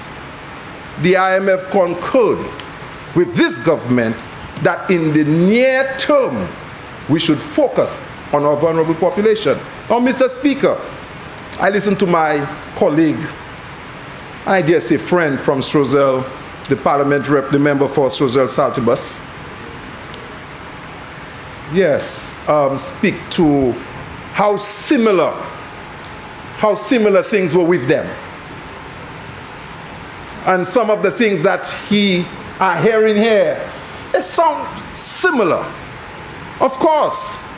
And if you go through Hansard, for many years, there are some similarities on the air. But what makes the difference is the priority of a government. That's what makes the difference. Not how similar we sound. Of course, we have the same civil servants working, preparing documents. You know, I recall, you know, from secondary school to university, I had one theme of writing my compositions, and it was on science and technology. So I got good marks for it from secondary school, so I'm not leaving that topic. So when they asked to choose a topic, I look for it. So of course the civil servants who are there over many years serving St. Lucia would write and would provide documentation to various governments. So there are similarities. But there is a profound difference in approach. We did not speak to vulnerable populations. There was action, and more action to come. We didn't speak in terms of what do we do with unemployment. There's action taken. And Mr. Speaker, for all of the things mentioned by the Prime Minister and the Minister of Finance as to what these funds are for, I want to represent to this House in a very capsule way the life of an ordinary St. Lucian as experienced by myself, and I will show you how it is necessary for the actions of this government and how it plays out. So here was this young mother coming to me, a mother of 5. The eldest is 16, 17. The youngest is 6. 5 children, unemployed. The fathers are not supporting, but some of them are unemployed. But she's working. KM2. $700 a fortnight. Renting at $800 a month. The fathers at the first 3 say they're not supporting because she's using the money for the last one. The father of the last 2 say they're not supporting because she's using the money for the first 3. Lucia, disconnect. Wasco has moved in, disconnect. This mother comes to the St. Lucia Social Development Fund. This mother comes to the Ministry of Equity. Multiply that by a few thousand. And I ask the question to you, Mr. Speaker. Based on where this mother lives and what is happening in the community, if it's a young man who is 17, isn't it a reservoir for those who in the gangs to attract them because he or she wants to help Mom pay the bills? Isn't that the situation? This Prime Minister will not postpone to grow the economy and wait later to address these problems, as said by the leader of the opposition. And this is what makes the difference, priority, because he said it, the leader of the opposition said it, that we should grow the economy, we shouldn't use monies and do other things, and then we will address these problems. My member from the other side, I'm telling you, that's what makes the difference. That we give priority to intervening in the lives of these individuals while we attempt to rearrange our balance sheets, while we take the time to fix other fiscal situations within our economy. Mr. Speaker, I have to share with this House another little one who is disabled, chronically disabled, my good friend, Thea. And I ask members of this House to pay attention to disabilities, because this Prime Minister has given me more support for persons with disabilities and for persons who are homeless. This Prime Minister has provided additional resources through the borrowing, and very soon you will see that the people in the city of Castries, we will not be feeding them by handing them food. We will be serving them because we'll get a place for them to eat, because we are concerned about the dignity of our people. But hear this, Mr. Speaker. Chronically disabled person, physically, facially, mentally, this child is disabled. And yet you go to the Donata school and they tell you, this child is bright. Be careful what you say, because she understands, but cannot speak. And even when we celebrated this 102 years lady in Strozel, to my surprise, as soon as she heard that there was a priest in the midst, she asked, Esmesahan communion. And again, I was shocked. We usually decide for people like that.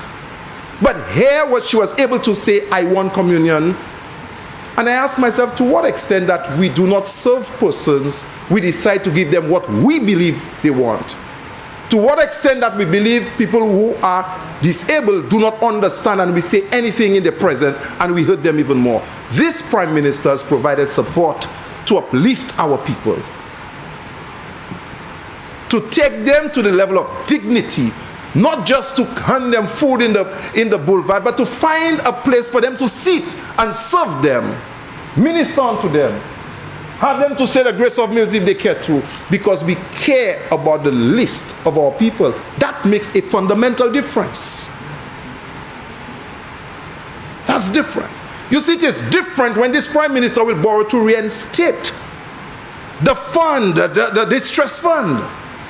Whereas the former administration said it's not too important, it's just a little bit of money, we can do something else with that money. There is a difference. There are similarities in sound, but difference in heart. And that is why, Mr. Speaker, I understand the work of all of the various agencies of government. But this Prime Minister has charged me with the responsibility to lead a critical agency, and I stand here to support this resolution to borrow, because it also represents a critical and important demographic within in St. Lucia. And like our Prime Minister said, no one will be left behind. No one. Everyone is included in this mission. He is going to restore St. Lucia. That prosperity is for everyone that can be prosperous, and that everyone will be served. So my colleague, and I dare say today that you're representing not just your constituency, but even the leader of the opposition who is not there, because it's just the two, so I'm sure that he may have left some instructions for you. I am telling you that we are concerned. And I can tell you, when you made mention that all parliamentarians should be treated equally. I almost chastised the member for Francis Jacques Soufre, who intervened with the SME program in Soufre before Castries Southeast. And I heard how successful it was, and so many persons who now on the program that's ushered. This is a government that is not in rhetoric but by the heart. Because had it not been for the principle of this Prime Minister, we probably would have said all of the 15 constituencies first. But you came in before so many others. I saw a photo with you advertising the government program. Well done. I saw it. You got licks for that. I knew your leader wouldn't like that. I knew your leader wouldn't like that for advertising our programs. You know, you got licks for that. Sorry about that. Yeah, no, I'm sorry about that. You should not advertise the government's program. So he chastised you for that, and that's expected. But you should stand up against him and tell him this is a good program for the people of Strozel. You know, so you got licks for that. I'm happy. Prime Minister, you heard that. He got licks for advertising the program. Point of order. Point of order? Point of order, yeah. Mr. Speaker, the member, I'm enjoying his contribution, but he's misleading the House because I thought he would just finish with it when he said, my leader chastised me, but it was not my leader who chastised me, Mr. Speaker. Just for the records, okay?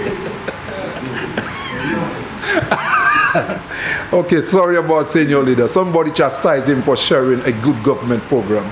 Yeah, but what I'm sharing with you, Mr. Speaker, is that this government, this administration in its borrowing, is putting people first. And as explained by the member for Central Castries, we are not just borrowing recklessly. This is part of the mission of this government, the setup, the arrangement of the estimates of expenditure, the way government accounts work. So we come in here to do due diligence on the work of the Ministry of Finance and setting the law straight. But to tell St. Lucians that we are concerned about emptying this reservoir of young people who continue to participate in deviant behaviors, and therefore the resources, and you will just start seeing what will unfold in the social sector, in the life of ordinary St. Lucians, because we move with our heart as it relates to the work of St. Lucians. So I wish to applaud the Prime Minister and support the resolution that is before us. And just remember that suppose any one of you wants to build a tower, you would first have to sit down, count the costs, sit down, and work out the estimates before you build it. Thank you very much. The member for Grosley.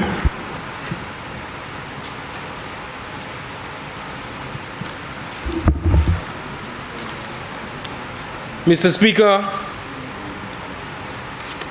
I stand in support of this motion to allow the Minister of Finance to borrow in excess of $102 million for budgetary support, Mr. Speaker.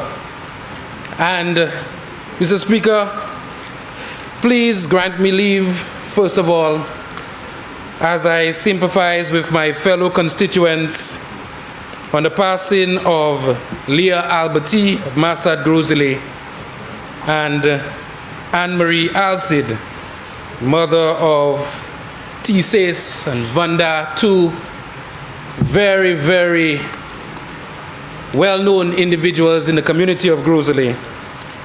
Please allow me to sympathize with them. Mr. Speaker, please also grant me leave as I sympathize with my fellow constituents on the passing of Norbert Williams, who resided at the entrance of Casabah, Grosley. Mr. Speaker, the only interaction I would have had with him was on election day when I passed him on a line at the Sports Academy, no doubt on the line to cast a vote against me. But Mr. Speaker, I'm not sure about that. Mr. Speaker, despite that, we greeted each other cordially, and the rest, as you know, is history. And so, Mr. Speaker, despite some of his machinations and rhetoric that would not all that pleasing to me. I wish his family well in this time of struggle.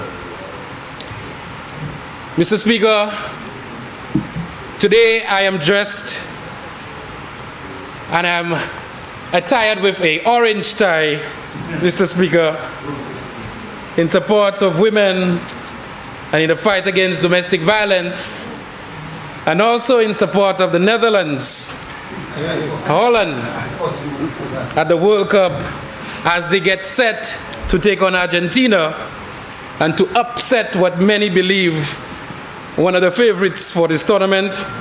And so the very few Dutch and Holland fans in St. Lucia, we are represented here in the house. Mr. Speaker. Remember, somebody rose on a point of order that you're misleading the house. Mr. Speaker, the Brazilians and Argentinians, the Prime Minister supported England. We are in the minority, and so we must support everybody, Mr. Speaker. Mr. Speaker, also allow me leave to inform the residents of Rivière Monchy and the minibus drivers in the area that a team of engineers and contractors, they are currently meeting, charting the way forward as they seek to establish a walkway for a collapsed bridge in the community yesterday. Mr. Speaker, since I've been in government, I've lobbied on behalf of the people of Rivière for intervention on this bridge, and only last week a contract was awarded for the works in that area. And so I want to thank the Minister of Infrastructure for his intervention, and I'm happy to announce that these works will be on the way very, very soon. Mr. Speaker, when I hear about the treatment of MPs and the call for them to be treated with dignity, I have to wonder and look at the motion here today to borrow in support of the budget. The budget. And Mr. Speaker, in the budget presentation, I made mention of the Mindu Philip Park, Mr. Speaker, and a certain member for Castries East and then leader of the opposition that was not given a cent in 5+ years for the Mindu Philip Park, Mr. Speaker. And Mr. Speaker, I challenge anybody to go to the Mindu Philip Park and see what has become or what became of the Mindu Philip Park under that previous administration. And Mr. Speaker, I came to this honorable house and in the budget presentation indicated that this government would make proper representation for the people of Castries East and ensure that the Mindu Philip Park is restored to them, Mr. Speaker. That dignity is restored to these people. And Mr. Speaker, I indicated that the Mindu Philip Park did not belong solely to the people of Castries East. The Mindu Philip Park belonged to the people of St. Lucia, to the Darren Samis of the world, to the Julian Alfred of the world, to the Lovan Spencer of the world. And Mr. Speaker, no attention was given to that Mindu Philip Park, Mr. Speaker. None at all. And Mr. Speaker, $32 million spent in Don Lockerbie, and we know plastic around the place, Mr. Speaker. But Mr. Speaker, I'm not here to speak very long today, Mr. Speaker. I have a couple challenges of my own in my constituency that we are dealing with right now. But I want the people of Grosley to know that under this budget, that this presentation today, all these monies that we are talking about, the presentations were made in April of this year. To be comforted that this is not additional borrowing, Mr. Speaker. And so, under the DVRP, under every single intervention that is required to be more climate resilient, they will see this from this budget, Mr. Speaker. And so, Mr. Speaker, as the member for Grosley, I always like the member for Choiseul Saltibus, Mr. Speaker. I always have very good conversations with him, Mr. Speaker. And so for me, Mr. Speaker, I know every now and then some of the machinations is as a result of a collective agreement on the other side to somehow poke holes in what this caring government is doing. But Mr. Speaker, the sportsmen and women of St. Lucia will benefit from this intervention for the Mindofili Park tremendously, because we know the Castries Basin need the Mindofili Park, the Cleary need the Mindofili Park. Mr. Speaker, we are getting ready for the return of inter-house competitions in schools. So, Mr. Speaker, from Bexar to Grosile to they use the Mindofili Park. And so, Mr. Speaker, I am delighted that today that I can go back to my ministry and say the allocations that we spoke about in our budget presentation since April, they are now available for the sports facilities in St. Lucia, Mr. Speaker. And so, Mr. Speaker, I have to say that I not only unreservedly endorse this motion today, but I'm excited, Mr. Speaker, and I'm reminded of the Bellevue playing field. Another playing field that under this budget we indicated would get intervention. And we've started the work on that playing field, Mr. Speaker. And then I'm reminded quickly by the member for Denry South of his stance. But the member for Castries South East got biblical. I will be biblical for a little while. All things work together for the good of those who love God and are called according to his purpose. And this administration, as we know, is called divinely by the Most High for this purpose and this time, Mr. Speaker. And so, Mr. Speaker, as a parliamentary rep for Grosile, I continue to encourage our people to be patient, that this government is working. And because they see the work of this government, they are afraid and they will continue to be afraid. But we will be strategic, we will be deliberate, and we will get it done because we are here to serve the people and all of the people of St. Lucia. And so, Mr. Speaker, with these few words, I want to endorse this bill, Mr. Speaker, this motion.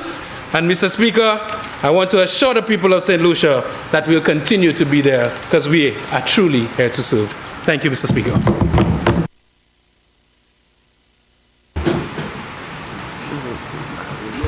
The member for Babino.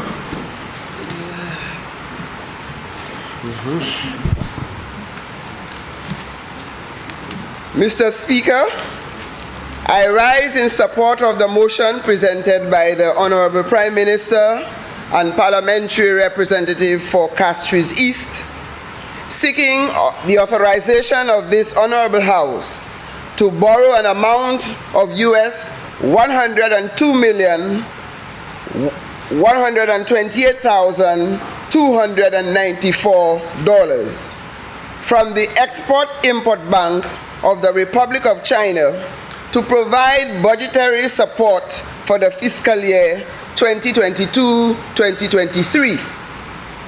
Mr. Speaker, I want to thank the people of St. Lucia for their patience in waiting for the government to secure the funding to implement many of the programs outlined in the budget address of 26 April 2022, presented by the Honorable Prime Minister. The theme for the budget is empowering our people, transforming our economy. And we cannot empower our people and transform the economy without the necessary resources. So, Mr. Speaker, it would be unfair to the Prime Minister and the other honorable members in this House for me, as parliamentary representative for Babino, not to support the budget and the mechanisms available to finance this budget. Mr. Speaker, when I used to watch on television presentations in the House of Assembly, I used to hear on the opposite side But since I became a parliamentarian, I realized there is no opposite side. Because if I say opposite side, I'm seeing members of the government sitting there. So we just have one side. We have a parliament, all-inclusive, a government of national unity. Mr. Speaker, I say this, Mr. Speaker, before I explain a little further on why I see the justification for this borrowing. When my colleague on this side, not opposite, is still with us, speak to no difference in this borrowing to what the last government used to do. There is no difference, Mr. Speaker, because when you borrow, you borrow. But the difference is, what will the money be used for? That's where the difference is. How will the money be used? And who will participate in the decision on how the money is used? That is the difference. Mr. Speaker, the estimates of revenue and expenditure for 2022-23 is very clear on how this government plans to raise the necessary revenue to finance the budget. For example, Mr. Speaker, let us have a quick review of how the Prime Minister and Minister of Finance plan to finance the budget. Mr. Speaker, it is important for you to note that this budget was passed on the 26th day of April 2022. And this is the first time the Prime Minister is coming to this house to borrow money to finance the budget. That is after 7 months, Mr. Speaker. I admire the skillful manner in which the captain of the ship has navigated in these turbulent waters of economic tidal wave. Mr. Speaker, the budget speaks to external borrowing, and in the estimates quoted, $425,387,524. Bonds, $795,995.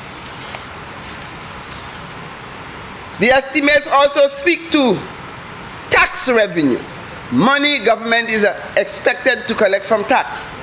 $1,016,435,979. Non-tax revenue, $133,888,321, giving a total of $1,150,324,300.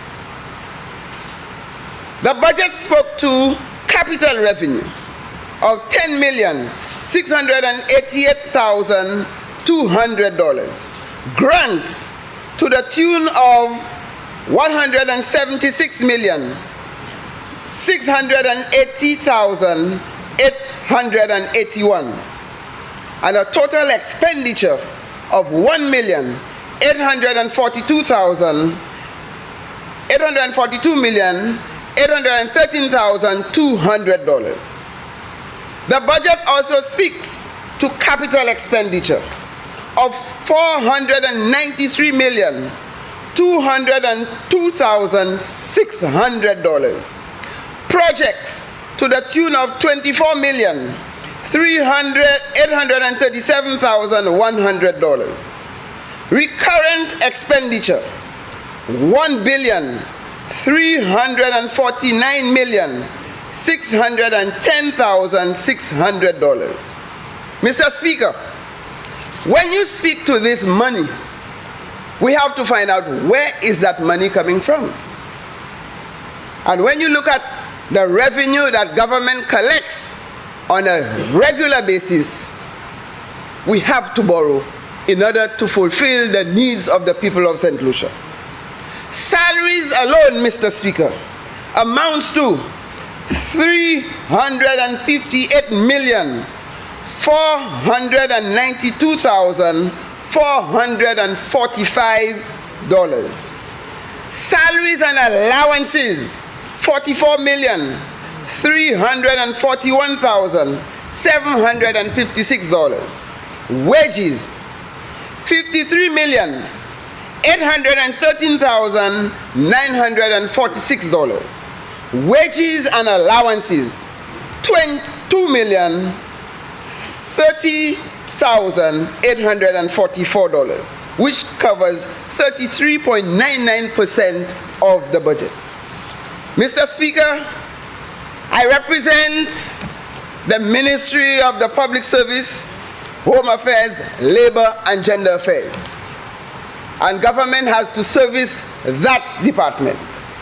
And under the Public Service and Gender Affairs, government has to raise $48,583,100. Under Home Affairs, and the budget for national security is also there, amounts to $120,001,600. Under Department of Labor, $2,594,100. Now, under Home Affairs and National Security, the recurrent expenditure, which is what government has to service on a monthly basis, is $120,011,600. On capital expenditure, the government has to raise $9,914,900. The public service and gender recurrent expenditure is $48,583,100, and on capital expenditure, $9,671,400. And the Department of Labor, $2,594,100, and on projects, we have $25,000. Mr. Speaker, I raise these figures so that the St. Lucian public will understand the amount of money that government would need to keep this country going. And therefore, it can be collected through tax. Some people may give us some gifts called grants, and government has to borrow for us to provide the services that our people need. Mr. Speaker, we have promised and we have started to deliver to the people of St. Lucia. Do you know that this government inherited a huge debt, which the taxpayers in St. Lucia have to pay? The value of borrowing, Mr. Speaker, is to ensure that you live decades ahead of your time and enjoy the future before you actually earn it. The revenue to live the lifestyle that you want. And that goes very simple, where you borrow money from the bank to build a nice house. You are living in a very modern house, using toilet facilities, air condition and everything, and you have not worked for it. So you are living ahead of your time. What this does, you have to work as time goes by to repay that debt. But you're already enjoying what you would have to work for. It will take decades for you to do that. And Mr. Speaker, I understand the economics of borrowing, because I know when I built my home 30 years ago, I only finished paying it after 20 years. But I had already enjoyed everything that a house, after building it for 20 years, would have given. Some people will tell you, Mr. Speaker, that they have to save their little money. And I saw a friend of mine save money, and she never lived to enjoy the house because she worked so hard and she did not have time to leave the house. So when this government borrows money, is to ensure that St. Lucians enjoy a quality of life long before they have earned the money. Mr. Speaker, The most important thing is to ensure that there is transparency, accountability, and public participation in the way the government is using the money it borrows. That is the difference between this government and the last government. That's true. This government is committed to account for the money we are borrowing on behalf of the people of St. Lucia. Monies we borrow and the huge debt is there for us to pay, and that is from the taxpayers. And this is what St. Lucians must understand, that anytime government borrows, it is on their behalf, because they will be the ones enjoying it. Their business is to ensure that the money is used for the purpose, and that is our responsibility. Mr. Speaker, are you aware that this government has agreed to pay the Majestic and Liat workers? These workers are saying thanks to the government.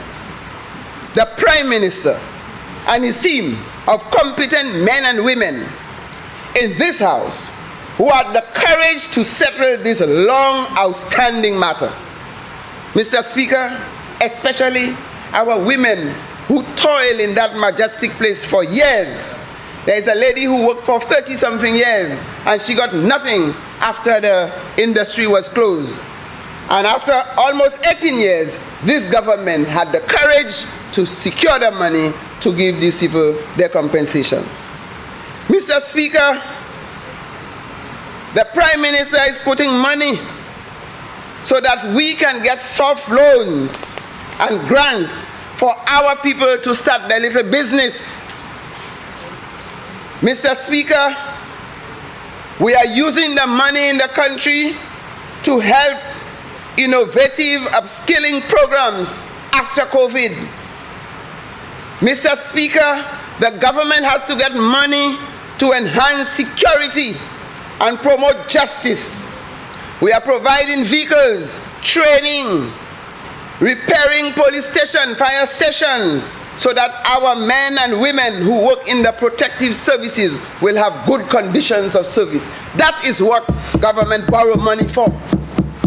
Mr. Speaker, this government paid salary increase to public servants, which was promised to them by the last government.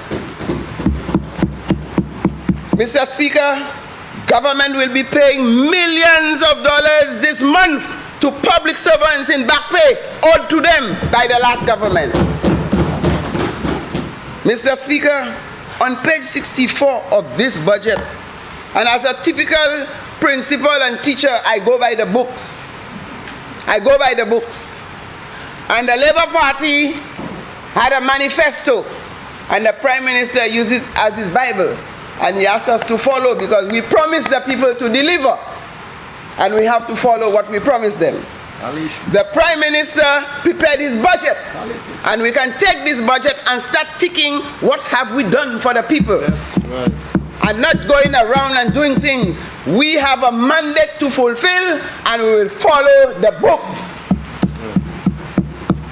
Mr. Speaker, on page 64 of the budget address, the government has been providing relief measures to citizens in this country. Well, Mr. Speaker, as we speak right now, I know that the Babono constituency and all constituencies in St. Lucia are getting a good grooming exercise. When I passed this morning, I saw haircuts going on and beard cutting up, where they are cleaning Babono. I mean, you can just go down and wipe the place. It's already so clean. That is what the government used the money for. And the people will be paid, they will have a good Christmas, and they will be able to take care of the family. The money is going back in the people's pocket.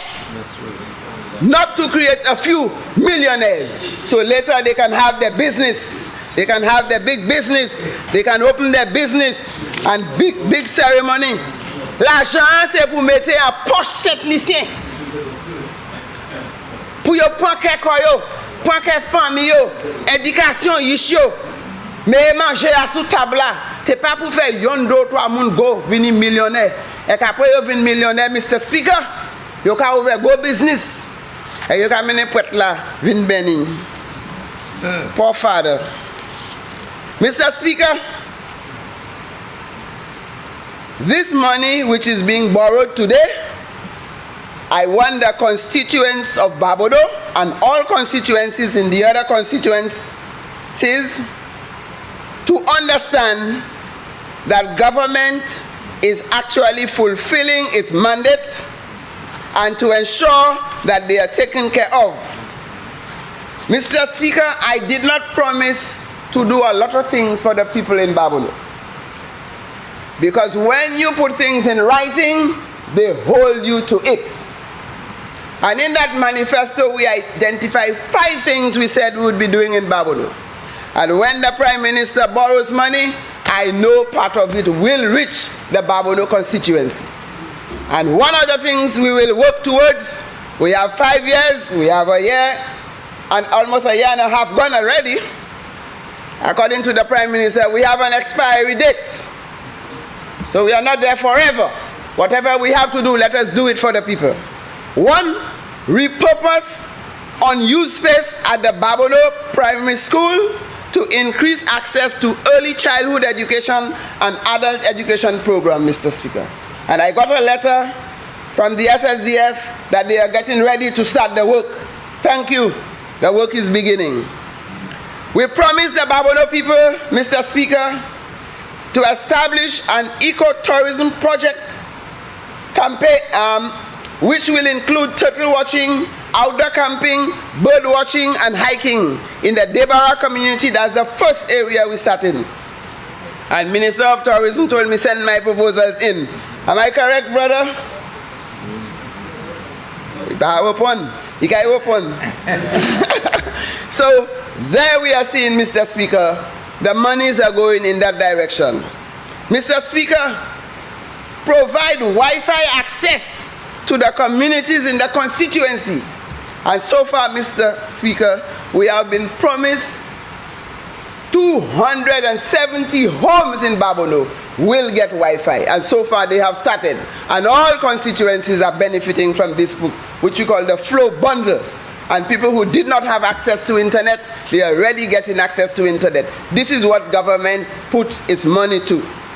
Provide access to land under a land rationalization program for housing and agriculture. The people in the Talvan area, they are celebrating the government for giving them land they have been living on for over 30 years. And now they can have title to the land, Mr. Speaker. Redevelop Babodo Central with the view of improving access to services provided by the multipurpose center. Right now, we have developed a vision to upgrade Babodo Central to a little town. And Mr. Speaker, when I saw that, I got goosebumps. So in January, we'll be unveiling this big vision that we have for the Babodo Central. Part of the money that government borrows will find its way into the constituency where the people will get some satisfaction. Mr. Speaker, we were successful in bringing back Babodo Day after 16 years, Mr. Speaker. That is a community that was always dying, and we're bringing it back to life. It was a huge success, and the big success about it is that it was incident-free, thanks to the police and the security men. Mr. Speaker, some of the money borrowed have to find its way to the Babodo constituency to improve the quality of life for our people. Mr. Speaker, I want to applaud my cabinet colleagues in the manner in which they are carrying out their work with a passion for their constituencies and their respective ministries. Every single minister is putting 110% effort and sweat to get the job done. Mr. Speaker, we have a hard taskmaster. This Prime Minister is not easy. But we are responding with team effort. I'm very confident that we are going through. And if he could have held on for 7 months, he was afraid. They say Philippe. Instead of Philippe Pierre, they were saying Philippe. He was afraid of the Madi Pwete. But now it's not Madi Pwete. It's Madi Banoin Punusafei by Semuna, Mr. Speaker. That is what it is. No, not Pwete, Banoin, for us to do what we have to do for the people. And Mr. Speaker, with the additional financial resources, I am reassured that we will not disappoint our people in this country. Mr. Speaker, I am left with no choice but to give 110% support to this motion in supporting the Prime Minister borrowing US $102,128,294 to finance the 2022-2023 budget. I thank you, Mr. Speaker. The member for Soufrière Fonsejak. Member Babano, could you turn off your microphone, please? Thank you, Mr. Speaker. Mr. Speaker, I rise in support of the resolution on the floor of this Honorable House today. But before I speak on this resolution, Mr. Speaker, I beg your permission to express my condolences to the people in my constituency who have passed, but more so to the people, to the families and friends of Mr. Donny McKinnon, who was murdered in Soufrière on Saturday. Mr. Speaker, it is always so difficult to lose a loved one and a friend, but I believe it is critical as a parliamentary rep that I express the feeling of the people of Soufrière and my own personal feelings. I also want to take this moment, Mr. Speaker, to wish Mr. Peter Jackson a speedy recovery. Mr. Speaker, today as well, with your permission, I want to recognize the women in this parliament and the women of St. Lucia as we continue within our 16 days of activism against violence. Mr. Speaker, I also want to take this moment to thank the Honorable Prime Minister for his support in recognizing gender balance and in having and electing our first female leader of the Senate, President of the Senate, Mr. Speaker. This is a leader that is telling us that he understands gender balance. Mr. Speaker, on the issue before us, which is the resolution by the Minister of Finance to borrow US $102,128,298 US dollars, or approximately EC $276 million from the Export-Import Bank of the Republic of China to provide budgetary support for fiscal year 2022-2023. Mr. Speaker, I listened attentively to the Minister of Finance and Prime Minister as he laid this resolution on the floor of this House. He cited the authority for doing so as Section 63(1)(a) of the Public Finance Act, number 14 of 2020. Secondly, the Honourable Member outlined in detail the purpose of the said loan and some of the reasons he gave. Funding, as I said, the 2022-2023 budget, part payment for DFCs, which is the design, finance, construct projects, part payment for land acquisition, payments to local payment of local payables, and that is to local suppliers, persons who provide goods and services to the government of St. Lucia, and to deal with some capital and current expenditure in the estimates. And the honorable member as well wrapped this all up in terms of ensuring that this loan would have the effect of economic recovery and growth. But Mr. Speaker, what I really want to speak on today is the last reason, which is the issue of debt reprofiling.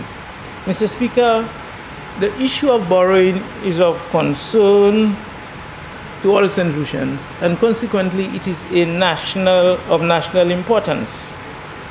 So our discussion here today, we have to be detailed and deliberate as to why we are coming to this honorable house to borrow. Because John Public, that's what you're going to say. Why has the government come in to take another debt? Because we know we are burdened. We inherited a huge portfolio of debt, Mr. Speaker. But so why are we doing this today? So, Mr. Speaker, first I want to make reference to the Prime Minister's budget address of April 26, 2022, and on page 58 of that budget address, Mr. Speaker, page 58 and 59, and if you have permission, I'll read a paragraph, and I'm quoting from page 58, Mr. Speaker, on the debt management. Mr. Speaker, debt is an inescapable reality if we are to finance the capital investment necessary to expand the economy. While COVID-19 provided access to concessionary loans, the current disruption in the global economic environment brought about by the Russia-Ukraine war will result in higher interest rates, making borrowing more expensive. Mr. Speaker, we will be frank and honest with the people of St. Lucia about our debt position. The current level of public debt now stands at 90.6% of GDP, or $4.13 billion. The debt stock includes central government debt, government guaranteed debt, and public sector debt. But a paragraph that is more important, Mr. Speaker, and I'll read it now. It says the preferred route to bringing public debt under control is to generate surpluses on the primary account. In the current circumstances, this is not likely, and therefore my government's immediate debt policy strategy is to reduce its dependence on short-term, high-interest borrowing through the use of treasury bills, and to pursue long-term financing with lower interest rates from multilateral agencies, financial institutions, and friendly governments. End of quote, Mr. Speaker. These are the words of the Prime Minister and Minister of Finance. So today what we are doing is just that, Mr. Speaker. This loan, and when I look at the estimate of revenue and expenditure for 2022-2023, and I go over to pages 650 to 653, which outlines in great detail the domestic debts, and that is the local debt, Mr. Speaker. And there the balance as of December 31st, 2021, stood at $1.5 billion, Mr. Speaker. And of importance is the interest payments of $107,666,856, Mr. Speaker. That is the interest on our debt annually. So the minister, and as a government, the Minister of Finance had to look at ways to manage this. This is what we are doing today. This is part of our consolidation and reprofiling. And Mr. Speaker, when I go through pages 60 to 65 in the estimate, the interest rates for our local debts, and the honorable member presented this in summary form when he presented. The interest rates, 7.5, 7.5, 6%, 6.8%. And in some cases, these bonds and treasury bills are short-term, Mr. Speaker. So today, the minister, we are doing what the Minister of Finance said he was going to do. And the proposal before us is to take a long-term loan, 20 years, including 5 years grace period. So, Mr. Speaker, the minister also outlined in some detail what he's going to do with the funds. And he indicated that in addition to meeting the capital expenditure from the estimate, he's going to pay land acquisition, part payment, local purchases, and part payment of DFCs, Mr. Speaker. So what I have done is to try to get a listing of our local payables, Mr. Speaker. And as at November 30th, 2022, we have a debt of approximately 132 million in local payables. That is saying that we are owing for rent, and that is persons who are renting to government throughout the country, suppliers of goods and services, persons who have provided services to our government and goods, that's our small businesses, our large businesses, lease payments to the NIC contributions, a total of 132 million. But what is important, Mr. Speaker, is that almost 64 million of this debt are very old debts, Mr. Speaker. And it is critical in repositioning that our government pays some of these payables. It is critical. Secondly, when I got the listing for land acquisition, Mr. Speaker, and I've got 3 schedules here. There's a schedule where Cabinet has approved, and there are about 31 persons and they are large landowners, totaling some $27 million, Mr. Speaker. 31. We have for small landhold owners another 45, Mr. Speaker. And then we have another schedule with another 36. And these acquisitions were for maybe infrastructural works like placing water tanks and things like that. Mr. Speaker, when I look at those persons, they are from all around. This schedule I have there, and I'll not call the names of the people, they are from Viesikwe, Millet and Slurry, Vanna, Laho, and Slurry, Boaden, Soufre, Vieux-Lit, Vieux-Fort, Belfond, Soufre, Montpanache, Tomazo, Boaden. It is telling us that persons throughout the country are waiting with bated breath for some soulagement for debt that previous governments encountered, but we as a government must continue and we must pay it, Mr. Speaker. The same goes for part payments of DFCs, Mr. Speaker. And with your permission, when I look at the schedule that I received,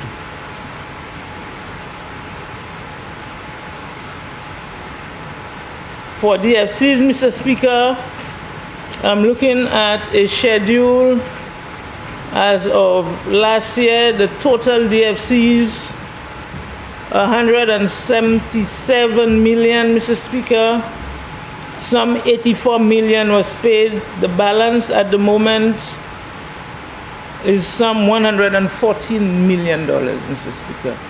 And that is design, finance, construct. These are commitments by the previous administration, but as a government, our Prime Minister continued to tell us we do not have to pay attention as to which administration incurred the debt, but it is a debt of the government of St. Lucia. And we, as a government, should pay it. So, Mr. Speaker, the critical thing for us, and to me, the critical message for the public today is that with this debt reprofiling, this government stands, and as an economy, to save some $40 million in interest payments. To me, as a finance person, this is the most important message from what we are doing today, apart from ensuring that some of these monies get back into the economy and the persons paid can reinvest and we can see growth in the economy. For central government, we are saving some $40 million in debt expenditure simply by having a long-term view on this debt, a debt that has given us a longer period to pay and at a lower interest rate. So, Mr. Speaker, I stand here and I say to the people of St. Lucia, you have a government that is focused on efficiency, that is focused on good governance, and I support this resolution wholeheartedly, Mr. Speaker. Thank you.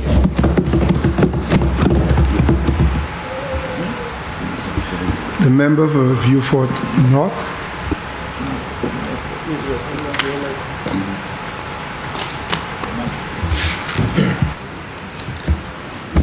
Thank you, Mr. Speaker. I stand, Mr. Speaker, in support of the motion to borrow US $102,128,294 from the Export-Import Bank of the Republic of China, Taiwan. Mr. Speaker, I support this motion because I understand that this money is to support the budget. The budget which was passed 8 months ago. I support this motion, Mr. Speaker, because I trust this Minister for Finance, and I am confident that this Minister for Finance will guard the interests of the people of St. Lucia. Mr. Speaker, I am confident that the 277 million EC dollars will be spent well, because between the time we were placed here by the people of St. Lucia and now, the Minister for Finance has handled the job of stopping the decline in this economy and at the same time providing investments in our social sector and in our communities very, very well.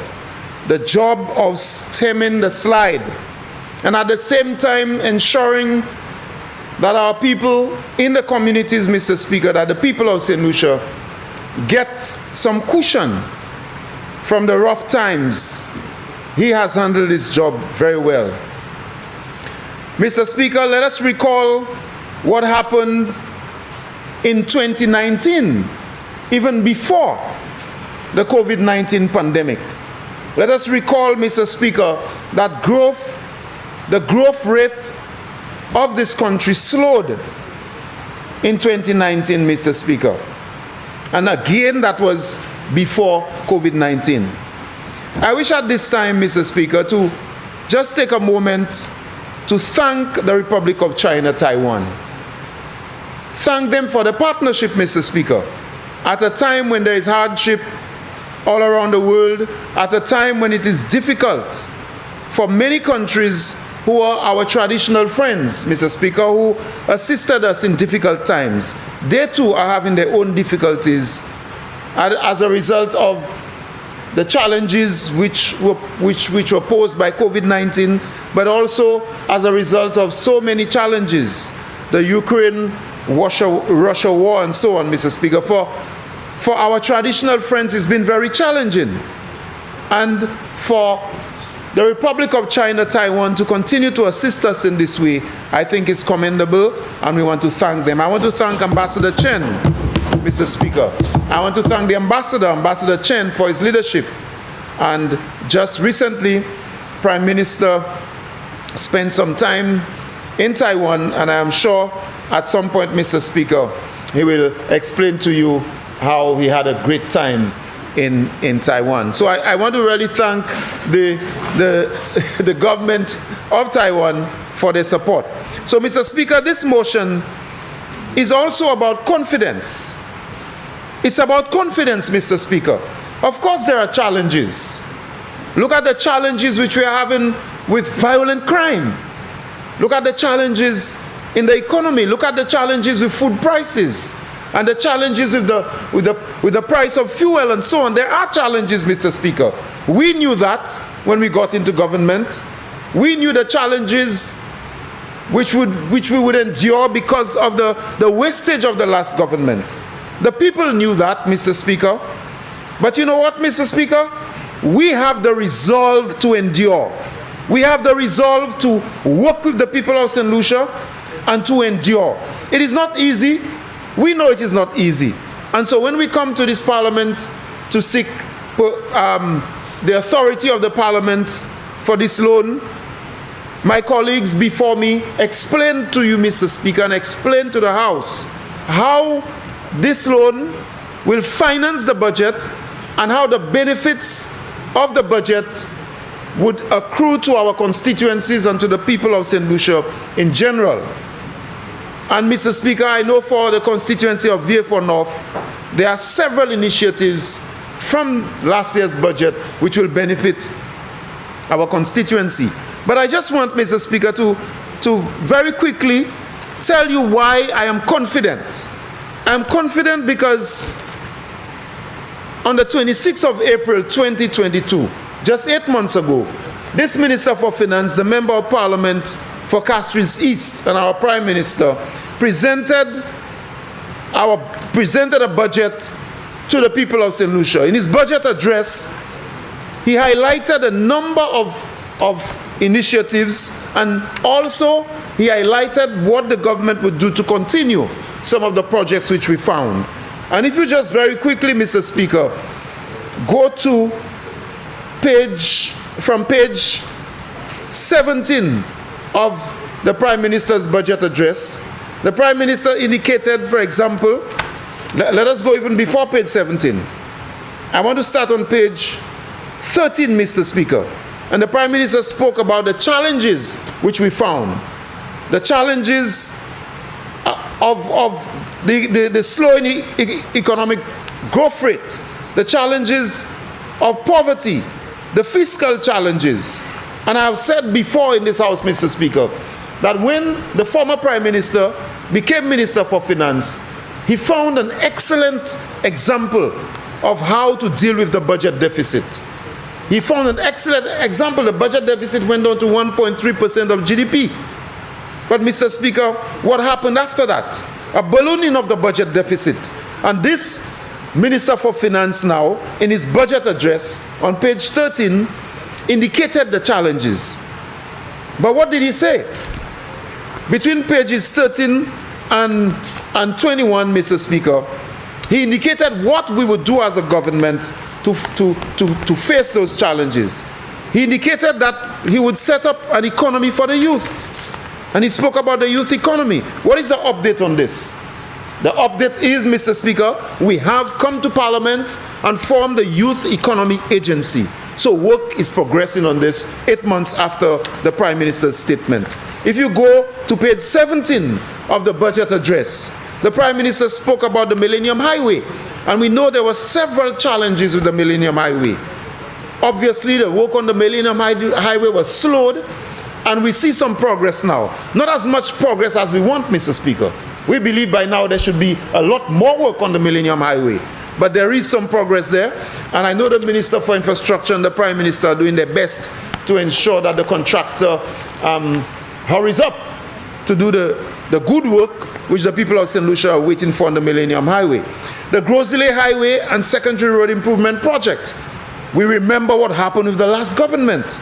And I can tell you, Mr. Speaker, there is progress on this, with discussions with the QATs.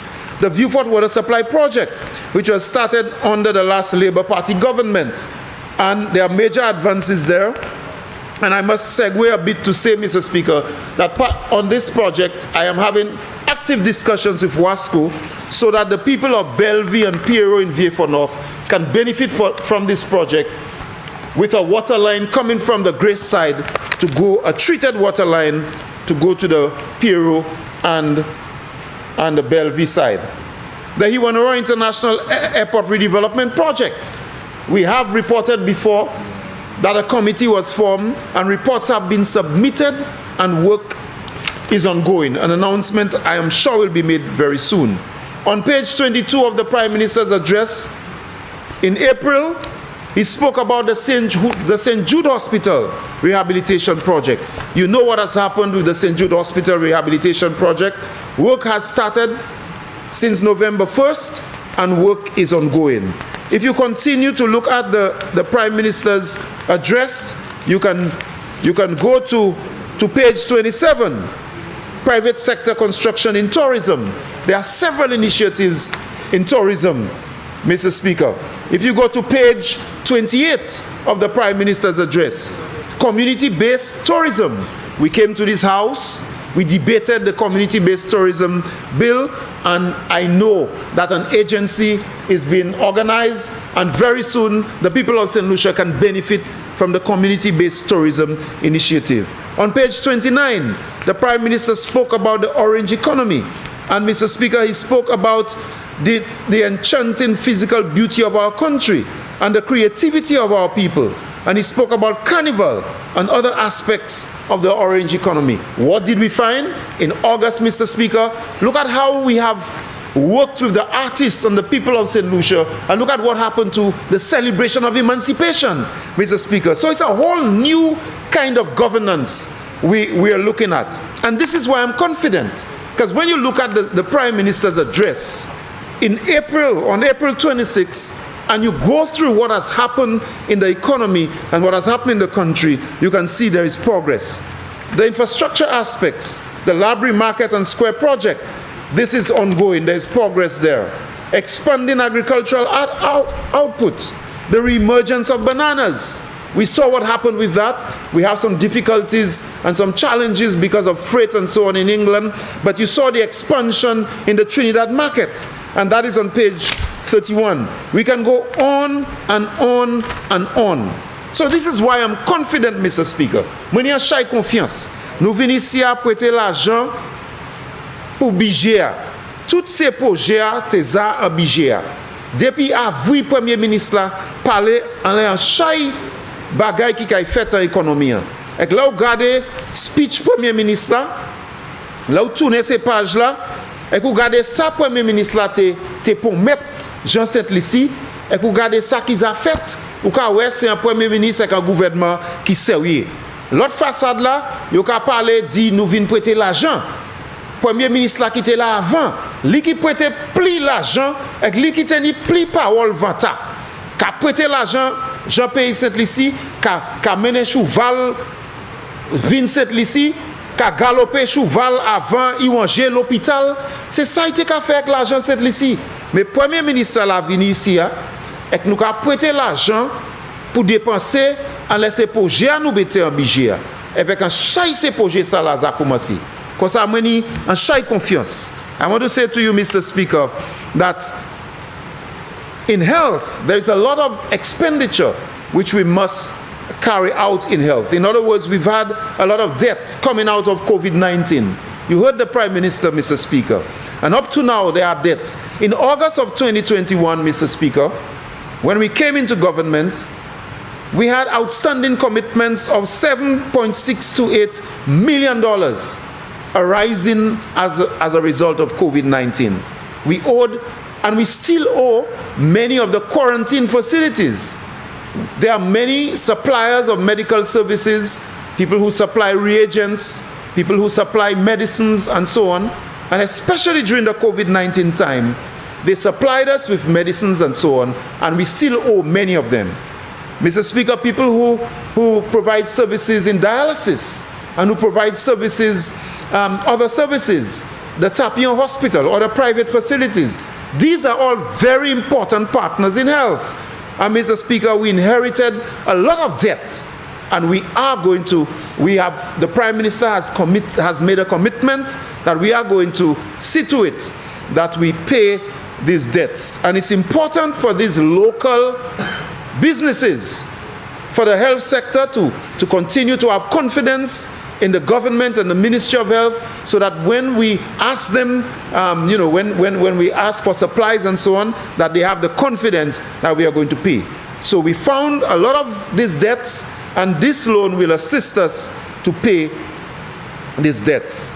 Mr. Speaker, I'm very happy with anytime I hear infrastructure, I think of the roads in Vieux-Fort North, and I'm very happy that this loan will assist, and I'm looking forward certainly to assistance in these matters. So, Mr. Speaker, I know it is not easy. Nous savons pas aisé. Là, nous avons un gouvernement, nous avons 10 gens pays cette ici, qui dernier gouvernement, pour l'argent nous, yo bail gens l'autre pays, combien millions. Autant ministre, même Parlement Central Castries, ça il dit, là, il commence à compter l'argent, dernier gouvernement a gaspillé. Il passait 200 millions de dollars. Et commence à compter. Comme ça, gouvernement ça avec Premier ministre, qui a temps nous, et nous avons pigé par là, pour assurer qu'il nous pas mettre cette mission en difficulté, et à même là, nous avons développé l'économie. So I support this motion, Mr. Speaker.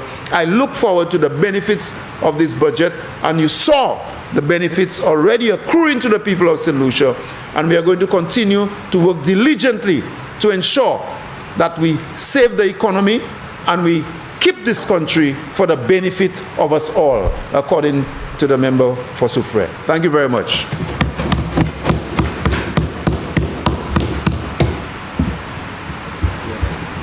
Leader of Government Business. Mr. Speaker, I beg that this House stands suspended until 2:30. Honourable members, the question is that this House do stand suspended until 2:30 p.m. And now for the question, as many as of that opinion say aye. As many as of a contrary opinion say no. I think the ayes have it. The ayes have it. Sitting suspended. Eh bien, session qui est constituée à bout pour aujourd'hui, pas entièrement, mais on nous dit c'est la première session, le bon matin, commencer avec déjà prendre anti-pause pour aller à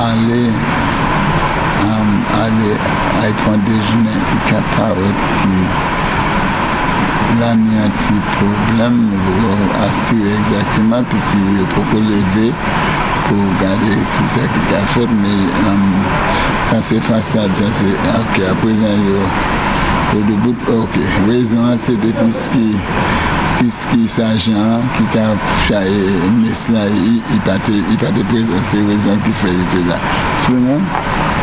Yes, we're now going to take a break from this motion, the motion presented by Prime Minister and the Minister of Finance Philip J. Pierre before the House at this morning, the motion to borrow $128,294, that's US dollars, from the Export-Import Bank of the Republic of China to provide budgetary support for the fiscal year 2022-2023. This morning, we had an opening statement by the member for Rosalie, who is the Minister for Youth and Sport. He also spoke in the declaration of the Year of the Youth and for alternative sport to run from December 10th to the 6th of February 2023. He says that this is to encourage the participation of a wider range of sporting activities to include swimming, dominoes, chess, table tennis, and darts, and other forms of indoor sports through club structures. The Prime Minister then moved the motion to borrow that amount of money I just spoke of. Speaking so far to the motion by the Prime Minister have been the member for Shuazara, who spoke on the motion first. We also heard from the Prime Minister himself, the member for Castle Central, the member for Castle Southeast, the member for Rosary, the member for Babano, the member for Sufra, and lastly, just before that, yes, the member for Babano, the member for Sufra. We'll be back here at approximately 2:30 for continuation of the debate on the motion for the Parliament today to borrow the sum of $102,128,000 United States dollars from the Lucia House of Assembly on behalf of Michael Gaspar and the rest of the GIS crew. I am Winston Springer. We'll be back at 2:30.